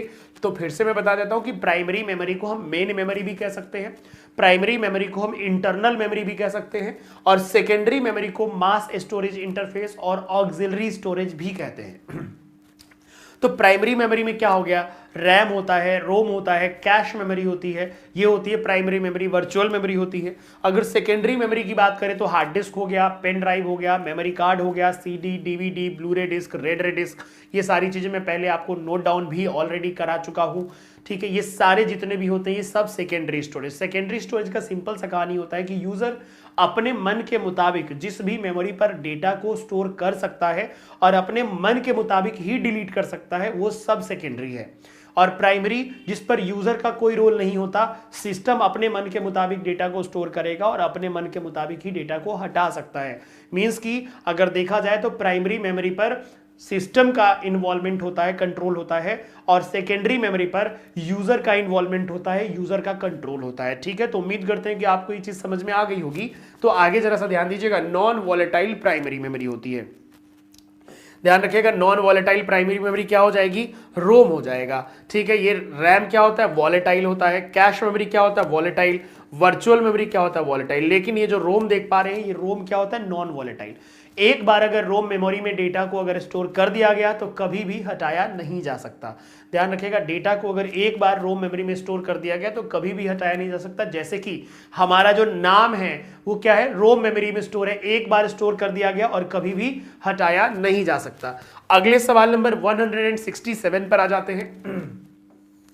167, अभिषेक, अभिमन्यु, आकाश मौर्य, आप सभी ध्यान रखिएगा, सवालों का उत्तर जरूर दीजिएगा। अगर आप चैनल पर नए हैं तो सब्सक्राइब कर दीजिएगा और लाइक कर दीजिएगा, शेयर करना बिल्कुल भी मत भूलिएगा। ध्यान रखिएगा, हर एक सवाल आपके लिए काफी महत्वपूर्ण सवाल है। जितना ज्यादा आप मेहनत आज आप अपने पर करेंगे, ये रिजल्ट परिणाम के रूप में आपको भविष्य में दिखेगा। तो प्लीज जीवन को सीरियस लीजिए, अपने करियर पर बहुत ध्यान दीजिए। जितना ज्यादा आप किसी जूते पर पॉलिश करेंगे, जूता उतना ही ज्यादा चमकता है। तो जितना प्रैक्टिस करेंगे, आपको इसका बेनिफिट, इसका रिजल्ट आपको एग्जाम में आपको जरूर मिलेगा। तो प्लीज इसे आप सीरियस लीजिए और जितना भी पढ़ रहे हैं उसको व्यवस्थित रूप से पढ़िए, तो ही आपको रिजल्ट के रूप में आपको पॉजिटिवली दिखेगा, वरना सारी चीजें नेगेटिव होंगी। ध्यान रखिएगा। अगला है increase speed, increase CPU speed, manage input output device, next है इनक्रिप्ट डेटा, और अगला है एलोकेट मेमोरी। ऑपरेटिंग सिस्टम में स्पूलिंग का मुख्य उद्देश्य क्या होता है? स्पूलिंग का मुख्य उद्देश्य क्या होता है? सीपीयू की स्पीड को बढ़ाना होता है, इनपुट और आउटपुट डिवाइस के क्यू को मैनेज करना, encrypt data and allocate memory. तो सही उत्तर क्या हो जाएगा? ऑप्शन नंबर बी हो जाएगा, manage input and output device Q. और अगला है सवाल नंबर 168, ध्यान दीजिएगा, 168 नंबर सवाल है। लिखा यह कि इंटरनेट पर सुरक्षित संचार के लिए कौन सा प्रोटोकॉल उपयोग किया जाता है? इंटरनेट पर सुरक्षित संचार के लिए तो आप में से 4 ऑप्शन दिए गए हैं। पहला ऑप्शन है HTTP, कमेंट बॉक्स में इसका पूरा नाम आप सब लोगों को बताना है कमेंट करके। ध्यान रखिएगा, FTP, कमेंट बॉक्स में इसका पूरा नाम आप सब लोगों को कमेंट करके बताना है। HTTP आप सब लोगों को कमेंट करके कमेंट बॉक्स में बताना है, और टेलनेट आपको बताना है कमेंट करके। अब मैं आपको बता देता हूं, HTTP का पूरा नाम क्या होता है? Hyper text transfer protocol. FTP का पूरा नाम क्या होता है? File transfer protocol. HTTPS का पूरा नाम क्या होता है? Hyper text transfer protocol secure. और टेलनेट का पूरा नाम होता है टर्मिनल प्रोटोकॉल। ध्यान रखिएगा, इसका पूरा नाम क्या होता है? Terminal protocol. और सिक्योर इंटरनेट के लिए HTTPS का यूज करते हैं। और कई बार एग्जाम में पूछा जाता है कि HTTP में S का पूरा नाम क्या है? S का पूरा नाम होता है सिक्योर। ध्यान रखिएगा, hyper text transfer protocol secure कहते हैं। और आगे आ जाते हैं सवाल नंबर 169, सवाल नंबर 169। ध्यान दीजिएगा, एंड टू एंड डिलीवरी के लिए OSI की कौन सी लेयर जिम्मेदार है?